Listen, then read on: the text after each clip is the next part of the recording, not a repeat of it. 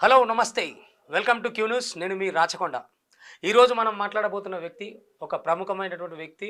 అన్న చాలా సుదీర్ఘ ప్రయాణం ప్రజా ఉద్యమాలకు కావాల్సిన సిద్ధాంతాలు ఆలోచించటంలో, వాటిని అమలు చేయటంలో, బీసీలు ఎస్సీలు బడుగు బలహీన వర్గాల కోసం నిలబడి వాళ్ళ ఆరోగ్యాన్ని, వాళ్ళ కాలాన్ని, వాళ్ళ కుటుంబ సమయాన్ని ఎంతో ఇచ్చి ఎన్నో పోరాటాల్లో ప్రధాన పాత్ర పోషించినటువంటి మరి అన్న బత్తుల సిద్ధేశ్వరన్న గారు మనతోటి ఉన్నారు క్యూ న్యూస్లో. ఇవాళ బీసీ ఉద్యమాలు ఏంటి, బీసీల ప్రాధాన్యత ఏంటి, బీసీ ఉద్యమాలు ఏం చేస్తే ఎట్లా అయితే రాజ్యంలోకి వస్తాయి అనే అంశాల మీద కొంత చర్చ పెడదాం. అన్న నమస్కారం. నమస్తే అన్న బత్తుల సిద్ధేశ్వరన్న గారు క్యూ న్యూస్కి రావడం చాలా సంతోషంగా ఉంది.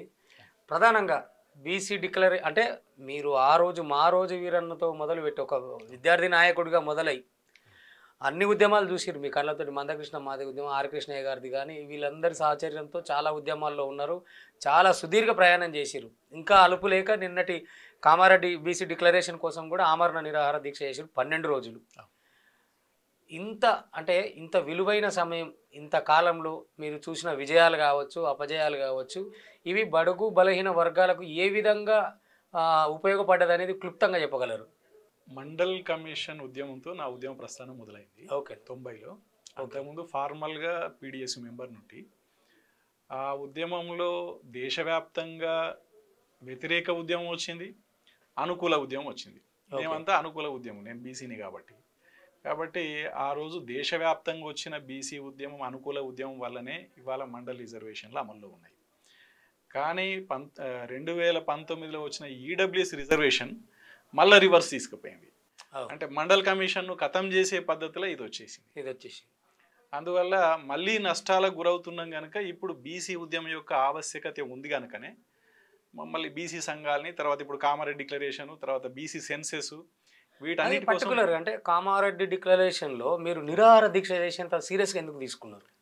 యాక్చువల్గా అసెంబ్లీ ఎన్నికల కంటే ముందు ఉదయ్పూర్ డిక్లరేషన్లో భాగంగా ప్రతి ఎంపీ నియోజకవర్గానికి 2 బీసీలకు ఎమ్మెల్యే సీట్లు ఇవ్వాలి.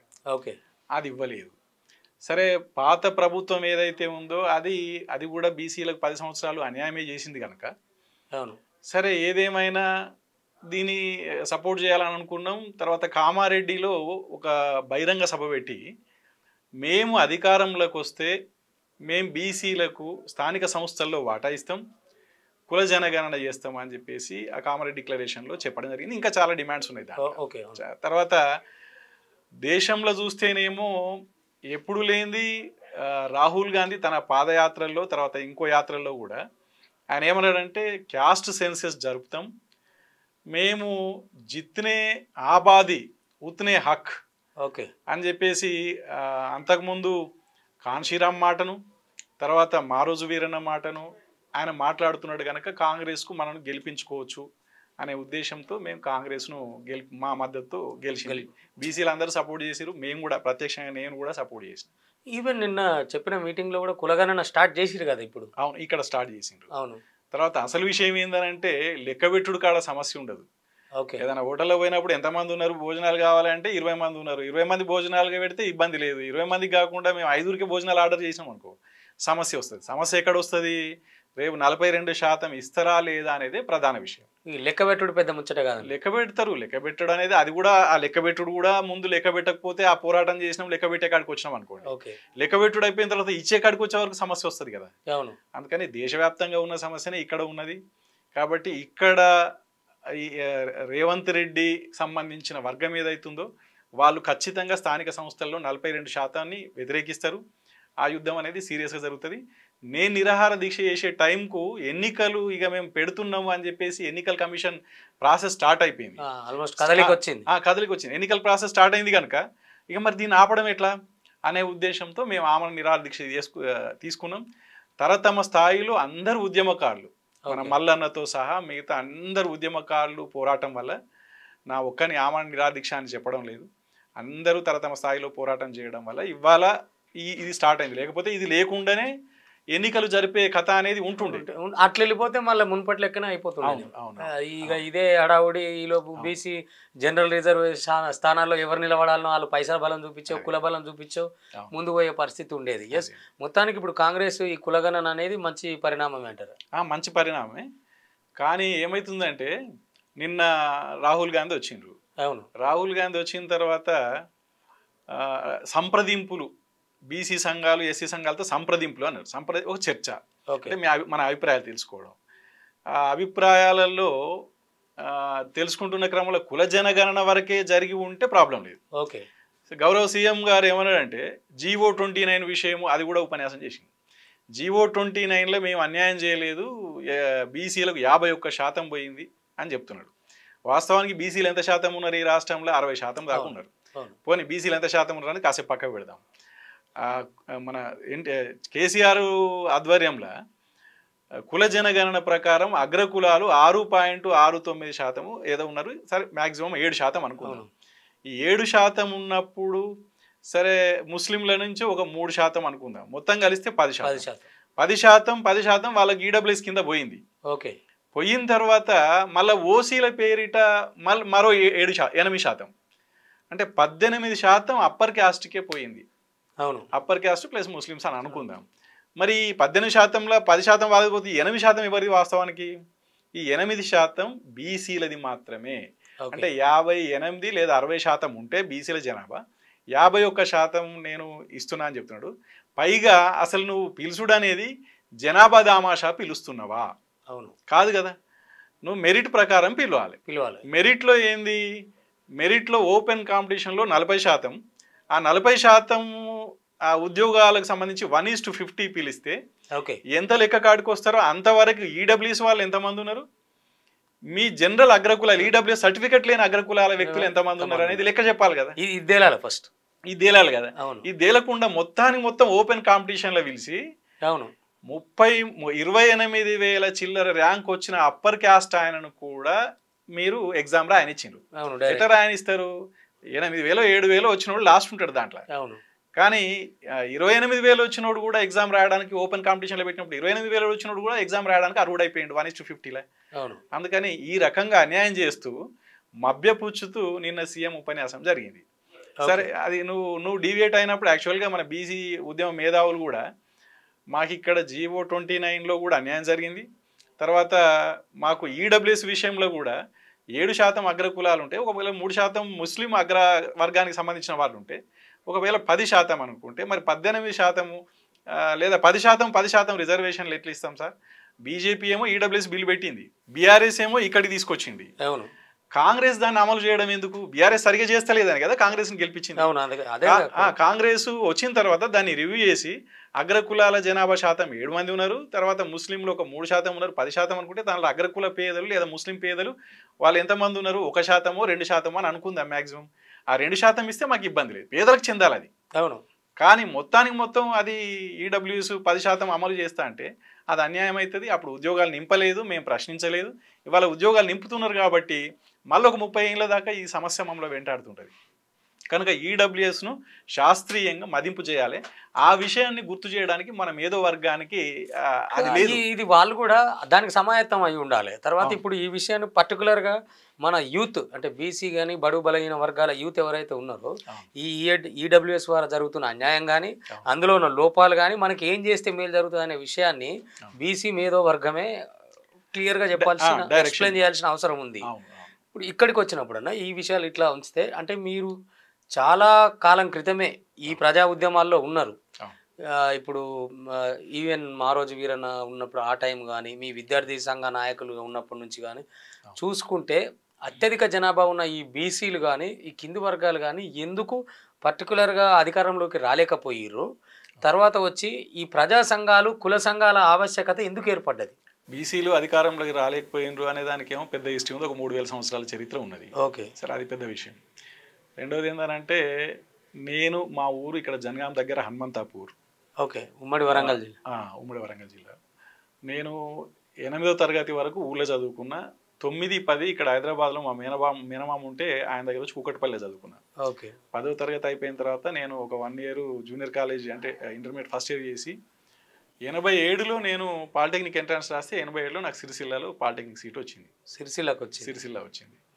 పాలిటెక్నిక్లో బీసీలు అందరూ ఎక్కడెక్కడి నుంచో జిల్లాల నుంచి వస్తారు కాబట్టి పెద్ద యూనిటీ ఆత్మీయత లేవు. తర్వాత అదే మళ్ళీ దళితులకు అంబేద్కర్ అట్లా వెంటనే ఒక సమూహంగా ఏర్పడతారు, వాళ్ళకు పోరాట శక్తి ఉంటుంది, అణచివేత గురవుతున్నారు కాబట్టి. ఇంకోవైపు అగ్రకులాలు ఈ రెడ్డి, ఆ రెడ్డి, రంజిత్ రెడ్డి, సూర్యప్రకాష్ రెడ్డి, రకరకాల రెడ్డిలు, వాళ్ళ మధ్యలో యూనిటీ ఉంటుంది. అయితే ఫార్మల్గా అక్కడ పీడిఎస్ బలమైన విద్యార్థి ఉద్యమం కనుక ఆ ఉద్యమం నిర్మాణంలో నేను కూడా ఉన్నా ఫార్మల్ మెంబర్గా. అయితే ఆ టైంలో ఏందనంటే పీడిఎస్ ఒక సిపిఎంఎల్ చెన్నపుల్లారెడ్డి వర్గానికి అనుబంధ సంస్థ అని కూడా నాకు తెలియదు. హాస్టల్కి పోయారు, ఏదో సంఘంలో ఉండాలి, ఉన్నా. అట్లా ఎప్పుడన్నా కరీంనగర్ జిల్లాలో వీరన్న మీటింగ్ వచ్చినప్పుడు వాళ్ళు పట్టకపోతే మంచి ఉపన్యాసం మంచిగా అనిపించేది అనమాట. ఓకే. పీడిఎస్ ప్రధాన కార్యదర్శి ఉండే అప్పుడు. ఓకే. వీరన్న రాష్ట్ర ప్రధాన కార్యదర్శి ఉండే. అయితే ఆ టైంలో 90ల విపి సింగ్ ప్రభుత్వము మండల్ కమిషన్ రిజర్వేషన్ తీసుకొచ్చింది. ఓకే. యాక్చువల్గా నేను 10th హైదరాబాద్లో చదువుకున్నాను కాబట్టి 10th నాది 86లో అయింది. ఎన్టీ రామారావు పీరియడ్లో కూడా అప్పుడు 42%, 44% బీసీ రిజర్వేషన్లు పెట్టినప్పుడు పెద్ద ఎత్తున దానికి వ్యతిరేకంగా అనుకూలంగా 2 ఉద్యమాలు జరిగినాయి. దాంట్లో అప్పుడు ఆర్ కృష్ణయ్య నాయకత్వం, దానికి పీడిఎస్, ఆర్ఎస్ అన్ని ఉద్యమాలు కూడా మద్దతు అంటే అనుకూలంగా మద్దతు చేసి దాంట్లో వీరన్న పాత్ర కూడా ఉన్నది చాలా ప్రధానంగా. అయితే 86 ఉద్యమంలో పోతే మళ్ళీ ఇప్పుడు 90లో కూడా మళ్ళీ అటువంటి సమస్య వచ్చింది. ఓకే. పాలిటెక్నిక్ కాబట్టి బీసీలు పెద్దగా ఆత్మీయతలు ఇదంతా ఉండదు కాబట్టి బైకాట్ అనగానే రోజు బైకాట్ చేసిపోయేది.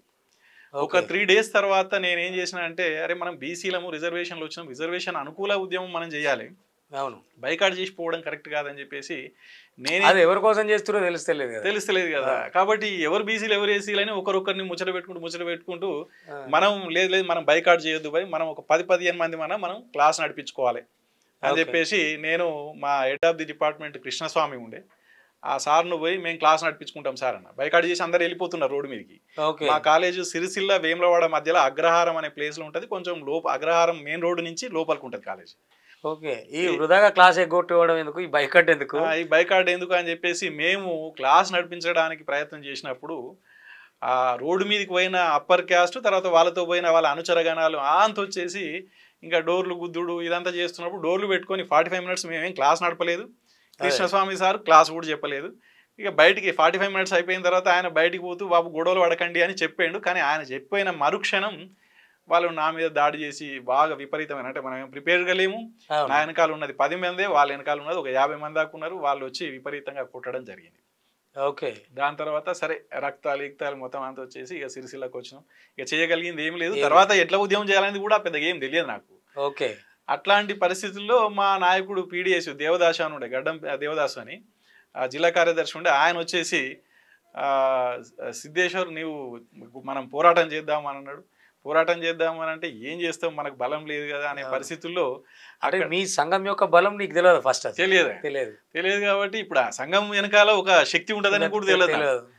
కాబట్టి మనం ఏం చేస్తాం మనం అనే పరిస్థితుల్లో ఆయన ఏం చేసిందంటే లోకల్గా కొంత సిరిసిల్లాలో ఉన్న కొంత మిలిటెంట్ శక్తులు ఏవైతున్నాయో వాళ్ళని పిలిచి ఓకే చలో అసలు ఏవో సిద్ధేశ్వరిని కొట్టిన వాళ్ళు వారు రేపు కాలేజీలో క్షమాపణ చెప్పాలి వాళ్ళు అని చెప్పేసి పురమాయిస్తే అట్లా వాళ్ళను వెతికి వాళ్ళను బెదిరించిర్రా, ఆదరించిర్రా, కొట్టిరా తెలియదు. కానీ నెక్స్ట్ డే మాత్రం వచ్చి సిద్ధానానికి దండమే, మేము నీ తెరువు రాము, మేము తప్పు చేసినాము, రేపటి నుంచి కాలేజీ నడుపుతాము అని చెప్పేసి చెప్పడం వల్ల ఒకే ఒక రోజు ఇక నేను కాలేజీలో హీరో అయిపోయినా.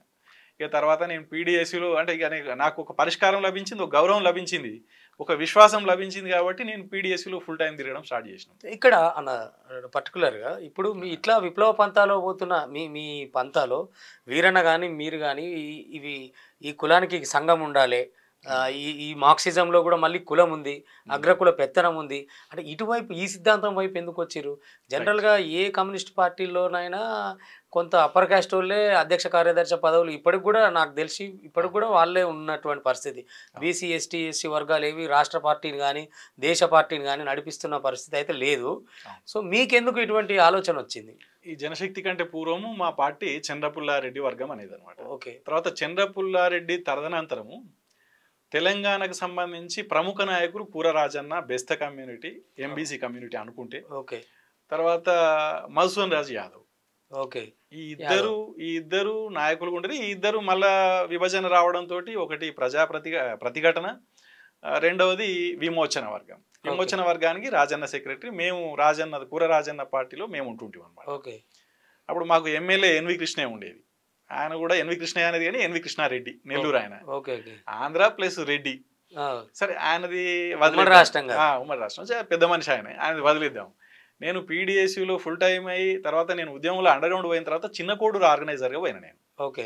చిన్న కోడూరు ఆర్గనైజర్గా పోయినప్పుడు ఏ ఊర్లో చూసినా బీసీలేమో ఉద్యమంలో పనిచేయాలి, ఎస్సీలేమో బువ్వ పెట్టాలి, తర్వాత అప్పర్ క్యాస్ట్ వాడు మాత్రం రైతు కూలీ సంఘం అంటే చంద్రపుల్లారెడ్డి వర్గానికి అనుబంధంగా సిపిఐఎంఎల్ పార్టీకి అనుబంధంగా ఉన్న రైతు కూలీ సంఘాలకు అధ్యక్షుడేమో రెడ్డిలు ఉండాలి. ఓకే.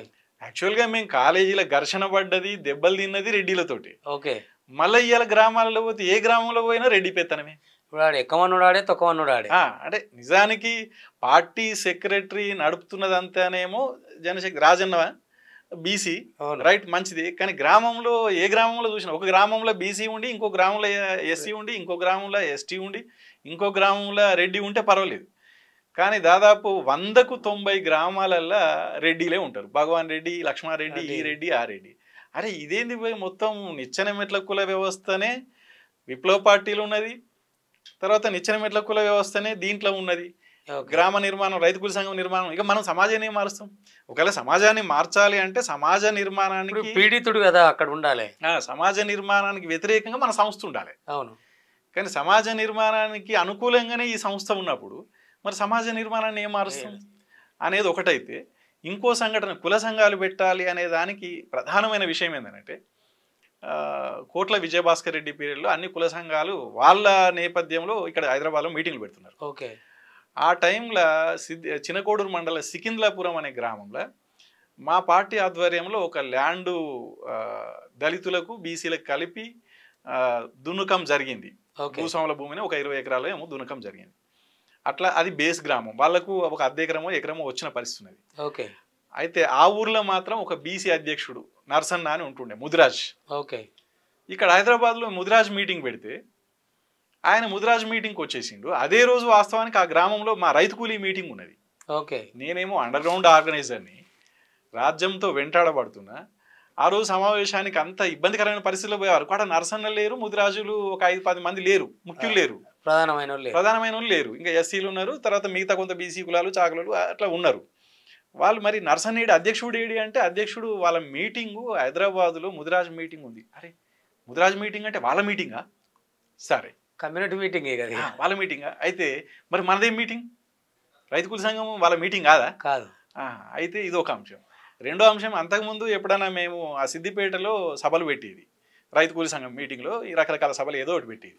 ఆ పెట్టేటప్పుడు నేను ఒక అండర్ గ్రౌండ్ ఆర్గనైజర్గా పోయి ఒక లారీ మాట్లాడి ఆ ఊరికి తీసుకుపోయి లారీ పెట్టి మీరు ఎక్కండి అంటే బలవంతంగా ఎక్కి, అది కూడా సిద్దిపేట పోయిన తర్వాత మళ్ళీ వాళ్ళు మార్కెట్కి పోయో లేకపోతే ఇంకా చుట్టాల వాళ్ళ పనులు చూసుకొని వచ్చేది తప్ప మీటింగ్ కాడ పెద్దగా ఉండపోయేది. అరే ఇక్కడ మనం ఇంత శ్రమించి మీటింగ్ కోసం అన్న విషయం వానికి తెలియదు. ఫస్ట్ భూమి పంపిణీ చేసి వాళ్ళకు లారీ మాట్లాడి ఇదంతా చేస్తే కూడా వాళ్ళు మళ్ళీ వాళ్ళ పనులు చూసుకొని వస్తుండ్రు. పోనీ హైదరాబాద్కేమో హైదరాబాద్ నుంచి వాళ్ళు ఏమైనా డబ్బులు పంపినరా? లేదు. వాళ్ళ కుల సంఘం, ముదిరాజు కుల సంఘంలో డబ్బులు. హైదరాబాద్ నుంచి ఏమైనా భోజనాలకు పంపినరా? లేదు. భోజనాలు పులిహోర చేసుకొని వాళ్ళు తయారు చేసుకొని వాళ్ళు లారీ మాట్లాడుకొని హైదరాబాద్ పోయారు. సో కుల సంఘంలో ఏదో ఒక అట్రాక్టివ్ పాయింట్ ఉన్నది. యాక్చువల్గా ఇది కుల వ్యవస్థగా విడిబడి ఉన్నది. దాంట్లో మనది ఒక చిన్న ముక్క అయిపోతున్నది రైతు కూలి సంఘం. ఇది ఒక విభజన అవుతుంది అంతే తప్ప దీని మీద వాళ్ళకి మనస్ఫూర్తిగా ఇష్టం లేదు. ఇక్కడ నుంచి లాభాలు వచ్చినా, ఆర్థిక లాభాలు వచ్చినా మనస్ఫూర్తిగా ఇష్టం లేదు. వాళ్ళకి ఆర్థిక లాభాలు లేకపోయినా మనస్ఫూర్తిగా ఇష్టంతో హైదరాబాద్ పోయిన మీటింగ్. కాబట్టి ఈ కుల సంఘాలు మనం ఎందుకు పెట్టకూడదు అనే ప్రాథమికమైన ప్రశ్న నాకు వచ్చింది.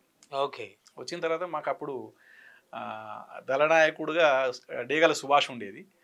ఆయనతో మనం కుల సంఘాలు ఎందుకు పెట్టొద్దు, అన్ని సంఘాలు పెడుతున్నాం. విద్యార్థులకు విద్యార్థి సంఘం పెడుతున్నాం, అవును, మహిళలకు మహిళా సంఘం పెడుతున్నాం, రైతులకు రైతు కూలీలకు రైతు కూలీ సంఘం పెడుతున్నాం, కార్మికులకు కార్మిక సంఘం పెడుతున్నాం. కానీ కుల సంఘాలు ఎందుకు పెడతలేం? మరి కుల సంఘాలు వాడు పెట్టి అటువైపు తీసుకుంటుండు కదా జనాల్ని. అవును, వాడు నాయకుడు అయిపోతుండు కదా పాలకవర్గం. అందుకని మనం కుల సంఘాలు ఎందుకు పెట్టొద్దు అని అంటే మరి కమ్యూనిస్టు కుల సంఘాలు పెట్టరాయా? అది ఏదైనా ఉంటే అది అప్పుడు రవణ అంటే కూర దేవేందరు అమరన్న, ఆయన మాకు జిల్లా కార్యదర్శి. ఆయన అడుగుమన్నాడు. ఇక ఆయన వచ్చే వరకు మళ్ళీ నెలనో 2 నెలలకు ఒకసారి సమావేశాలు జరుగుతుంటాయి, వస్తుంటాడు. వచ్చినప్పుడు కూడా నేను అడగలేదు వాస్తవానికి. అడగనప్పుడు సుభాష్ అన్న కూడా ఈ సందేహం ఉంది కాబట్టి ఆయన ఏమన్నాడంటే ఏదో అప్పుడు నా పేరు మహేష్, ఓకే. మహేష్కి ఏదో సందేహం ఉంది నిన్ను అడుగుతాడే అని చెప్పేసి అన్నాడు. మహేష్కు ఏం సందేహం చెప్పు అని చెప్పేసి అమరన్ అన్నాడు. అన్న మనం ఇట్లా జరిగింది అని ఈ సంఘటన చెప్పిన నేను. ఈ సంఘటన చెప్పి మరి మనం కుల సంఘాలు పెడితే ప్రాబ్లం ఏంది అని అంటే, కుల సంఘాలు పెడతారా, ఏం ఆలోచిస్తున్నావు నువ్వు అని చెప్పేసి అన్నాడు. ఎట్లా కామ్రేడ్? ఎట్లా కామ్రేడ్ అంటే, అరే ఇదేంది, దానికి సమాధానం శాస్త్రీయంగా రావాలి. అవును, మనం ప్రాణాలు ఓని అనుకొని వచ్చినాం, పెడతారా అని ఒక మాటలు కొట్టేస్తే కాదు కదా. ఇక అప్పటి నుంచి నాకు కొంచెం అసంతృప్తి అనేది పెరుగుతూ వస్తుంది. ఈ ఆలోచన శైలి కూడా మారుతుంది అప్పుడే. తర్వాత మేము సరే అండర్గ్రౌండ్ ఉన్నా కానీ హైదరాబాద్కి ఎప్పుడన్నా లేటరో గిటరో పట్టుకొని హైదరాబాద్ వచ్చినప్పుడు మాకు ఎన్వి కృష్ణయ్య ఎమ్మెల్యే ఉండే. ఆ ఎమ్మెల్యేనేమో అదేదో బీట్ అయినా ఉండే ఎమ్మెల్యే క్వార్టర్స్లో. ఓకే. ఆ రూములనేమో జర పెద్ద కులపోళ్ళు రూమ్లు ఉండేది, వీరన్నేమో బయట ల్యాండ్లో సమావేశం చేసేది. ఆడ మాడుంటులంతా పేద పేదలంతా ఆడ కూర్చునేది వీరన్న చుట్టూ. ఎందుకంటే మేము వీరన్నను ప్రేమించేది. వేదికల మీద వీరన్న పాట అందుకోర గుత్పందుకో, ఈ దొంగల ధర్మేట అందుకు, విషయం చెప్పిన మాయితో పుట్టినోని మల్లె పువ్వులుగా చూసి ఒక మంత్రసాని పాత్రను, అట్లనే గౌడ పాత్రను, ఇగ తుడిచి ఇది తుడిచి ఈదు మానులనెక్కి ఈత కళ్ళు తెచ్చి పోషణం, ఇట్లా ఈ వృత్తుల కోసము వీరన్న పాడుతుంటే మాకు చాలా సంతోషం అనిపించేది. వీరన్న మా నాయకుడు అనిపించేది. మిగతా అగ్రకుల నాయకులు సరే వాళ్ళు ఏందో వాళ్ళ టిక్కు టాకు షోపులు అది ఏందో మనకు సంబంధించిన వాళ్ళు ఏదో పెద్దోళ్ళు అనుకునే ఉద్దేశం తప్ప మాకేం పెద్ద అనిపించేది. అట్లా వీరన్న చుట్టూ మేము ఉంటుంటాం. ఈ లోపల నాకున్న అసంతృప్తి నాకోటి ఉన్నది.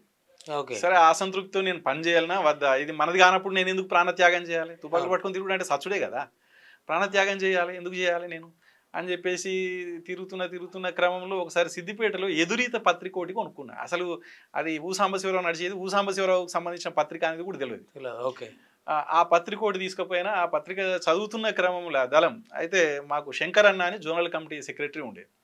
ఏం పత్రికనే అది అన్నాడు. ఎదురీతనే సిద్దిపేటలో కొనుక్కొచ్చుకున్నాను నేనంటే, ఎదురీత చదువుతున్నావా నువ్వు, అది దుర్మార్గం, అది కరెక్ట్ కాదు, నువ్వు బంద్ చేసేది పత్రిక చదువుడు బంద్ చేసే అన్నాడు.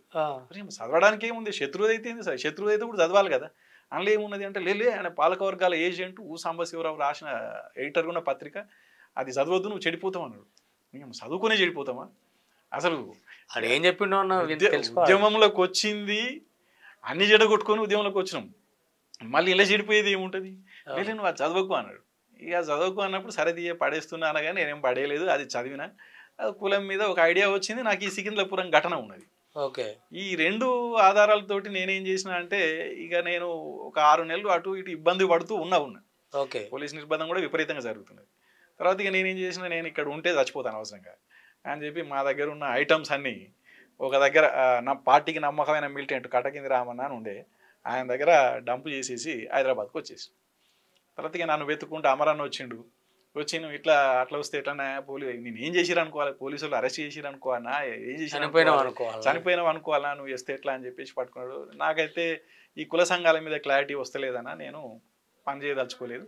నాకు క్లారిటీ వచ్చినాక మళ్ళీ వస్తే, నేను యాక్చువల్గా ఇది ఉద్యమానికి దూరం కావాలని రాలేదు, విప్లవం జరగాలి, సమసమాజం రావాలి, కానీ నాకు ఈ దారిలో పోతే వస్తుందని అనిపిస్తలేదు. వచ్చినప్పుడైతే తిరిగి వస్తాను, నేను ఉద్యమంలోకి వస్తాను, నేను ఏదో వ్యక్తిగత జీవితంలో బతకాలని రాలేదు అని నేను చెప్పాను. అట్లయితే నువ్వు చదువుకో, అధ్యయనం చేయి, నువ్వు ఎంతకాలం అధ్యయనం చేస్తే అధ్యయనం చేయి, పార్టీ కాంటాక్ట్లోనే ఉండు అని చెప్పేసి అన్నాడు. సరే కాంటాక్ట్లో ఉంటాయి కానీ మీ సహకారం నాకేమొద్దు, నేను diploma in civil engineering final year exams రాయలేదు, కానీ నేను సివిల్ ఇంజనీరింగ్ కాబట్టి ఏమైనా ఎగ్జామ్స్ రాయకుండా నేను డ్యూటీ చూసుకొని బతుకుతా అనుకున్నా. డ్యూటీ చూసుకున్నా. ఆ డ్యూటీ నేను అమీర్పేటలో ఒక బిల్డర్స్ దగ్గర పనిచేసేది. ఆడికి మళ్ళీ అమరన్న వచ్చేది, అందరూ ఉద్యమ సుభాష్ అన్న వచ్చేది, అందరు నాయకులు వచ్చేది. ఆడికి ఆడ మా బాబాయ్ అని మా బిల్డర్స్కి పరిచయం చేసేది. సరే ఏదైనా సమావేశాలు ఉంటే చేసుకొని పోయేది, కలిసిపోయేది, భోజనాలు గిజనాలు ఇట్లా హైదరాబాద్ వచ్చినప్పుడు కలిసిపోయేది. ఈ లోపల ఒకసారి వీరన్న దగ్గర తీసుకుపోయాడు అమరన్న. తీసుకుపోయి నువ్వు ఇక నీకు తెలుసు కదా అంటే, అవును నువ్వు సిద్ధేశ్వర్ పీడిఎస్ నాకు ఫలానా అని చెప్పేసి అన్నప్పుడు ఆయన ఏమన్నాడంటే, మరి ఎందుకు వచ్చినవారు బాయ్ హైదరాబాదు, మళ్ళీ ఏమన్నా అంటే ఉద్యమానికి దూరం అవుతున్నావా అని అన్నప్పుడు, లేదన్నా ఉద్యమానికి దగ్గర ఉండాలని ఉన్నది, ఎందుకంటే అండర్గ్రౌండ్ ఉండి బయటకు వచ్చి మళ్ళీ పార్టీ కాంటాక్ట్ ఉంటున్నాడు అంటే ఇష్టం ఉండే కదా, ఇష్టం ఉండనే అమరన్న నన్ను మళ్ళీ ఆయన టచ్లో తీసుకుపోయాడు. కాబట్టి ఏంది నీ సమస్య ఏంది అని అంటే, నాకు గిరి జరిగినాయి, మేము సికింద్రాపురంలోకి ఇది జరిగింది, ఎదురీత పత్రిక ఉంటే ఇది అయింది, కాబట్టి నాకు కులము అనే దాని మీద నాకు ఒక కరెక్ట్ క్లారిటీ వస్తలేదు. ప్రతి ఊర్లో చూస్తే రెడ్డిలే ఉన్నారు, నేనేమో రెడ్డిలు దెబ్బలు తిని అండర్గ్రౌండ్ పోయినా, కానీ నాకు కుల వ్యవస్థ అనేది దీని పరిష్కారం కనబడతలేదు. అందుకోసమని నేను మళ్ళీ బయటకు వచ్చిన. కానీ దీని మీద క్లారిటీ ఉంటే నేను మళ్ళీ ఫుల్ టైం అవుతా అని చెప్పాను నేను. అన్న తర్వాత అట్లాంటి కుల సంఘాలు పెడితే నువ్వు మళ్ళీ ఫుల్ టైం అవుతావా అన్నాడు. ఎస్, కుల సంఘాలు పెడితే నేను ఫుల్ టైం అవుతాను. ఓకే. అట్లా అప్పటికి తను ఆ సంఘర్షణకు గురవుతున్నాడు. ఓకే. ఆయన మనసులో ఆయన సంఘర్షణ, నా మనసులో నా సంఘర్షణ. ముందు ఇక్కడ చెప్పింది కూడా ఆయనే కదా, ఈ కమ్యూనిస్ట్ పార్టీలో కూడా కులం ఉంది అని చెప్పారు. అయితే ఇక అట్లా ఆయన కొంతకాలం మదన పడి ఏం చేసినంటే మొత్తం మీద పార్టీలో కొంచెం అసంతృప్తి రకరకాలుగా వచ్చినప్పుడు 1995 మే 17న పార్టీలో అసంతృప్తవాదుల సమావేశం చేసిండు ఒకటి. ఆ సమావేశానికి రాజన్న తప్ప ఏ మాహిమీలు వచ్చిండ్రు, ఈవెన్ అమరన్న కూడా వచ్చిండ్రు. ఓకే. దాంట్లో ఉద్యమం వెనక్కి పోతుంది, ఎందుకు పోతుంది, మనం సమీక్షించుకోవాలి, కొత్త లైన్ తీసుకోవాలి, కులం మీద ఒక తీసుకోవాలని తన అభిప్రాయాలు అందరు చెప్పిండ్రు. అందరి మినిట్స్ అంతా కూడా వీరన్న దగ్గరనే రాసి ఉన్నాయి, మినిట్ బుక్ కూడా ఉన్నది. ఓకే. తర్వాత ఆ సమావేశం తర్వాత మళ్ళీ రాజన్న తర్వాత ఇతర రాజన్న మీద ఉన్న ఇతర వర్గాల ఒత్తిడి, అంటే అగ్రకులాల ఒత్తిడి, దాంతో కొందరు వెనక్కిపోయిండ్రు. కానీ వీరన్న మాత్రం స్పష్టతతో ఉన్నాడు. ఏమిటి అని అంటే వర్గ నిర్మూలన కోసం, వర్గరహిత సమాజం కోసం వర్గ సంఘాలు పెడుతున్నాం. అట్లనే కుల నిర్మూలన కోసం లేదా కుల రహిత సమాజం కోసం లేదా కులాల సమానత్వం కోసం కుల సంఘాలు పెట్టాలి, కుల హక్కుల కోసం పోరాటం చేయాలి. అందులో ప్రధానంగా అప్పటికి కాంశీరామ్ది ఒక నినాదం ఉండేది, జిత్నే సంఖ్య ఉతనే భాగేదారి అనేది. కాబట్టి మేమెంత మందిమో మాకంత వాట అనే సూత్రాన్ని తీసుకొని మరి దీని మీద సిద్ధాంతం రాయాలి, ఇటుపక్క ఆర్గనైజ్ చేయాలి మొత్తం సంస్థల. అట్లా మొత్తం మీద ఆ క్రమంలో రాము, అడవిలో ఉండే రాము అన్న కూడా ఆదివాసి, ఆయన ఒక పెద్ద నాయకుడు జనశక్తిలో, తను సపోర్ట్ చేసిండు. అట్లా ఒక ఈ కుల సంఘాలు పెట్టాలని నిర్ణయం తీసుకున్న తర్వాత ఆ లోపల మందకృష్ణ మాదిగా హైదరాబాద్లో అంతకుముందు మంద ఏలియా, ఆయన అంతకుముందు సద్దాలక్ష్మి మీటింగ్ కూడా జరిగితే దానికి వచ్చిండు. అందులో మాలా మాదిగల డిఫరెన్సెస్ ఉద్యోగాల పరంగా చూసిండు. తనకు ఒక ఐడియా ఉన్నది, మేము కూడా కుల సంఘాలు పెట్టాలి అనుకున్న తర్వాత ఏ కుల సంఘం నుంచి స్టార్ట్ కావాలి, అట్టడుగు కుల సంఘం నుంచి స్టార్ట్ కావాలి అనుకున్న సందర్భంలో మందకృష్ణ మాదిగా మాకు యాడ్ అయ్యిండు. ఆ తర్వాత ఆయన అంటే కంప్లీట్గా మా పార్టీలోకి రాలేదు. రైట్, మనం అనుకున్నది జరుగుతుంది కదా అనే ఉద్దేశంతో మేము మందకృష్ణ మాదిగన్నకు మద్దతుగా నిలబడ్డాం. కొన్ని జిల్లాలలో నేనే ఒక మాదిగ ఆర్గనైజర్గా పోయినా, బత్తుల సిద్ధేశ్వర్, మున్నూరు కాపు. ఓకే. కానీ మాదిగ దండోర నిర్మాణం అయ్యేటప్పుడు నేను మాదిగ. ఓకే. సాగిరేవు దెబ్బ నిర్మాణం అయినప్పుడు నేను చాకలి. అయ్యా. గొల్ల కుర్మడోలు దెబ్బ నిర్మాణం అయ్యేటప్పుడు నేను గొల్ల. ఇట్లా ఏ కుల ఉద్యమం నిర్మాణం ఆ టైంలో ఆ కులంగా వెళ్ళిపోవాలి, వాళ్ళని ఆర్గనైజ్ చేసుకోవాలి. మనం అంతిమ లక్ష్యం కోసం, కుల నిర్మూలన కోసం అనేది కృషి చేయాలి. అట్లా అనేక కుల సంఘాలు, చాగిరేవు దెబ్బ నల్గొండల, గొల్ల కుర్మడోలు దెబ్బ భువనగిరి నుంచి మొదలు పెడితే పాదయాత్రలు, బెల్లికృష్ణ యాదవ్, తర్వాత లంబాడ నంగారబేరి, ఆదివాసీ తొడుం దెబ్బ, ఇట్లా అనేక దెబ్బలు పెడుతున్న క్రమంలో కుల సంఘాలు కొన్ని ఇండివిజువల్గా వీటిని చూసి పుట్టుకొని వచ్చినాయి. పూసల కేక ఉందనుకోండి, అది బయట నుంచి వాళ్ళు పెట్టుకున్నది. ఇట్లా కొన్ని కుల ఉద్యమాలు వచ్చినాయి. ఆ సందర్భంగా మేము కుల ఉద్యమాలు అన్నీ కలిపి, గొల్ల కుర్మడోలు దెబ్బ, చాగిరేవు దెబ్బ ఇవన్నీ కలిపి దళిత బహుజన్ మహాసభ అని ఏర్పాటు చేసినాం. ఓకే. దళిత బహుజన్ మహాసభ ఏర్పాటు చేసి, మరి తెలంగాణ అనేది ఇక్కడ ఒక సమస్య ఉన్నది, అన్ని రాష్ట్రాలలో వేరు, కానీ తెలంగాణ అనేది ఒక రాష్ట్రం కావాల్సింది, కానీ సీమాంధ్ర పాలన నడుస్తున్నది ప్రధానంగా. అందుకని ఇక్కడ తెలంగాణ ఉద్యమం కూడా జరగాలి. తెలంగాణలో దళిత బహుజన ప్రజారాజ్యం అనే దాంతో సూర్యాపేటలో ఒక భారీ బహిరంగ సభ పెట్టి అక్కడ తెలంగాణ మహాసభ ఏర్పాటు చేయడం జరిగింది. ఇటు కుల ఉద్యమాలు, కుల ప్రజాస్వామిక ఉద్యమాలు, ఇటు తెలంగాణ మహాసభ రెండు ఉవ్వెత్తున సైమల్టేనియస్గా నడుస్తున్న క్రమంలో ఈ సీమాంధ్ర ప్రభుత్వం, చంద్రబాబు ప్రభుత్వం 99 మే 16న వీరన్నను హైదరాబాద్ నుంచి మేమిద్దరం విడిపోయినాం. అంటే ఇట్లా కలిసి విడిపోయిన తర్వాత నేనేమో సికింద్రాబాద్ వైపోయినా, ఆయన నేరేడ్మెట్ వైపోయిండు. అక్కడ నేరేడ్మెట్ చౌరాస్తాల నుంచి లిఫ్ట్ చేసిండ్రు, అక్కడి నుంచి తీసుకుపోయి కరీంనగర్ జిల్లాలో ఎన్కౌంటర్ చేసిండ్రు. అయితే నేను వెళ్ళిపోయినా కాబట్టి మాకు తెలియదు. నెక్స్ట్ డే పేపర్లో చూసుకొని నెక్స్ట్ డే సాంబశివరావు మాకు చెప్పేంత వరకు కూడా నాకు విషయం తెలియదు. అంటే వాళ్ళు టైం ఇవ్వలేదు. ఎక్కడైనా ఒక అరెస్ట్ చేసేటప్పుడు ఏమైనా విషయం లీక్ అయితే పౌరకుల సంఘాలకు పోతే కనీసం సేఫ్ అయ్యారు. వాళ్ళు ఏ మాత్రం టైం ఇవ్వకుండా నిర్దాక్షిణ్యంగా వెంటనే ఒక 2-3 గంటలు ఎన్కౌంటర్ చేసిందంటే వీరన్న ఎంత ప్రమాదకారిగా వాళ్ళు ఊహించుకున్నారో చూడు చంద్రబాబు నాయుడు. ఎందుకంటే వీరన్న సూర్యాపేట మీటింగ్ కనుక చాలా భారీగా జరిగితే, ఇది తెలంగాణ మీటింగ్ భారీగా జరిగితేనే ఈ ప్రభావం పడుతుంది. ఈ ప్రభావం పడితే ఇతర ఉద్యమాలు కూడా నడుస్తాయి, ఇతర తెలంగాణ వాదులు కూడా పోరాటం చేస్తారు. అది జరిగితేనే తెలంగాణ వస్తుంది. సో ముందస్తు ఆలోచనగానే ఎత్తుకొని పోయారు. ఆయన ఒక మా పెద్ద నాయకుడు అయి ఉండి మాకు అక్కడ సూర్యాపేట గ్రామంలో అనేక గ్రామాలు తిరిగి తెలంగాణ మహాసభ భారీ సభ ప్రభావితం ఏర్పాటు చేసిండు. చేస్తాడనే విషయం వాళ్ళకి తెలుసు. చేసిండు. ఇది ఆగుతలేదు, ఇంకా వీడు ప్రభావితం చేస్తాడు, తెలంగాణను ఆపాలి, తెలంగాణ రాష్ట్రాన్ని ఆపాలి, ఇటు బహుజన ఉద్యమాలను ఆపాలంటే వీరన్న అనేటోని చంపేయాలి. వాస్తవానికి వీరన్న ఏ రోజు ఆయుధం పట్టినోడు కాదు, వీరన్న రహస్య ఉద్యమ నాయకుడు కూడా కాదు. రహస్య పార్టీకి దళాలు ఉంటాయి, కానీ వీరన్న పీడిఎస్సిలో వచ్చినోడు ఆ సాయుధ శిక్షణ కూడా తనకు లేదు. పార్టీకి సెక్రటరీ, పార్టీకి ఆలోచన, నీకు ఆయుధం కంటే దళ సభ్యుడి కంటే కూడా ఆలోచన పెద్ద సమస్య కదా. ఆయన మాట, ఆయన పాట, ఇదంతా గద్దరన్న తర్వాత వీరన్నే మాట మాట్లాడినా పాట పాడినా మొత్తం ఒక లక్షలాది మంది బహిరంగ సభల్ని ఆయన ఒకవైపు తిప్పేదన్నమాట. అట్లాంటి శక్తిని మనం కనుక ఉండనిస్తే ఇది కష్టం అవుతుంది అని చెప్పేసి చంద్రబాబు నాయుడు ప్రభుత్వం చంపేసింది. ఆ తర్వాత ఏమైంది, ఇక రకరకాల కుట్రలు, నా మీద కుట్ర, ఇన్ఫార్మర్ అని రకరకాల ప్రచారాలు చేసిండ్రు, వి ప్రకాష్ మీద వేసిండ్రు.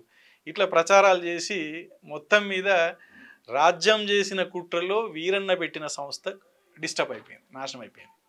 అది కంటిన్యూ అయ్యేది ఉంటే ఇప్పుడు పరిస్థితి ఇట్లా ఉండేది కాదు, ఇట్లా ఉండేది కాదు, ఇంకా చాలా బాగుంటుండే మనకు. ఎందుకంటే కుల ఉద్యమాల బేస్లో తెలంగాణ రాష్ట్రం వచ్చేది కనుక. కుల ఉద్యమాలు ఇవాళ మనం ఏమవుతున్నాం, తెలంగాణ రాష్ట్రం వచ్చింది అగ్రకుల పాలన అంటున్నాం, కానీ ఆ తెలంగాణ రాష్ట్రం వచ్చినా అట్లా అగ్రకుల పాలన ఉండేది కాదు. ఇవాళ అట్లంటే మీరు చెప్పిన సందర్భంలో మందకృష్ణ మాదిగన్న గురించి కూడా తీసిరు. ఆ టైంలోనే ఉద్యోగాల విషయాల్లో మాలలకు మాదిగలకు ఉన్న డిఫరెన్సెస్ మీద ఆయన మాట్లాడినప్పుడు ఆయన అప్పుడు మొదలు పెడితే అది ఇప్పటికి సాధ్యమైంది వర్గీకరణ. ఇప్పుడు మళ్ళీ వాళ్ళిద్దరి మధ్యలో విభేదాలు వచ్చినటువంటి పరిస్థితి ఇప్పుడు నిన్న మొన్న చూస్తూనే ఉన్నాం. విభేదాలు ఎప్పుడైనా ఉంటాయి. ఆయన ఈ విజయం తర్వాత ఇప్పుడు వాళ్ళిద్దరికి చెడింది, దాన్ని ఎట్లా చెప్తారు? అది ప్రజాస్వామికమైన డిమాండ్. ప్రజాస్వామికమైన డిమాండ్ ఉన్నప్పుడు ఒక అప్రజాస్వామికవాది కూడా ఉంటాడు. కాబట్టి ఇవాళ మాలలందరూ వ్యతిరేకిస్తున్నారంటే వ్యతిరేకిస్తలేరు, ఎవరు కొందరు శక్తులు వ్యతిరేకిస్తారు. కానీ అది బయట రాష్ట్రాల నుంచి కొంతమంది మాదిగలు కూడా ఈ వర్గీకరణ అనేది రాజ్యాంగకు విచ్చినానికి కొంత ఇబ్బంది అవుతుంది అనేది కొంతమంది మాట్లాడుతున్నారు. లేదు, మంచిదే, ఇన్ని రోజుల తర్వాత ఇది జరగడం అనేది మా కులాలకు కానీ మా మూలాలకు కానీ మంచిదని వీళ్ళు అంటున్న పరిస్థితి ఉంది. రెండు వర్గాల అంటే రెండు వైపులా క్వశ్చన్స్ ఉన్నాయి దీని మీద. బయట రాష్ట్రాలలో మాదిగలు అని అంటే ప్రధానంగా తీసుకోవాల్సింది ఉత్తరప్రదేశ్. అవును, ఉత్తరప్రదేశ్లో మాయావతికి సంబంధించిన కమ్యూనిటీ వాళ్ళు ఏదైతే ఉన్నారో అవును, ఆడ రివర్స్ ఉన్నది. ఈడనేమో మాదిగలు అనుభవిస్తలేరు, ఎక్కువ అవకాశాలు మాలలకు వచ్చినాయి. అక్కడనేమో మాయావతి కులం, బహుశా చెమారు లేదా జాతవేద చెమారు, వాళ్ళకు ఎక్కువ అవకాశాలు ఉన్నాయి కాబట్టి మా అవకాశాలు పోతాయి అనేది వాళ్ళకి.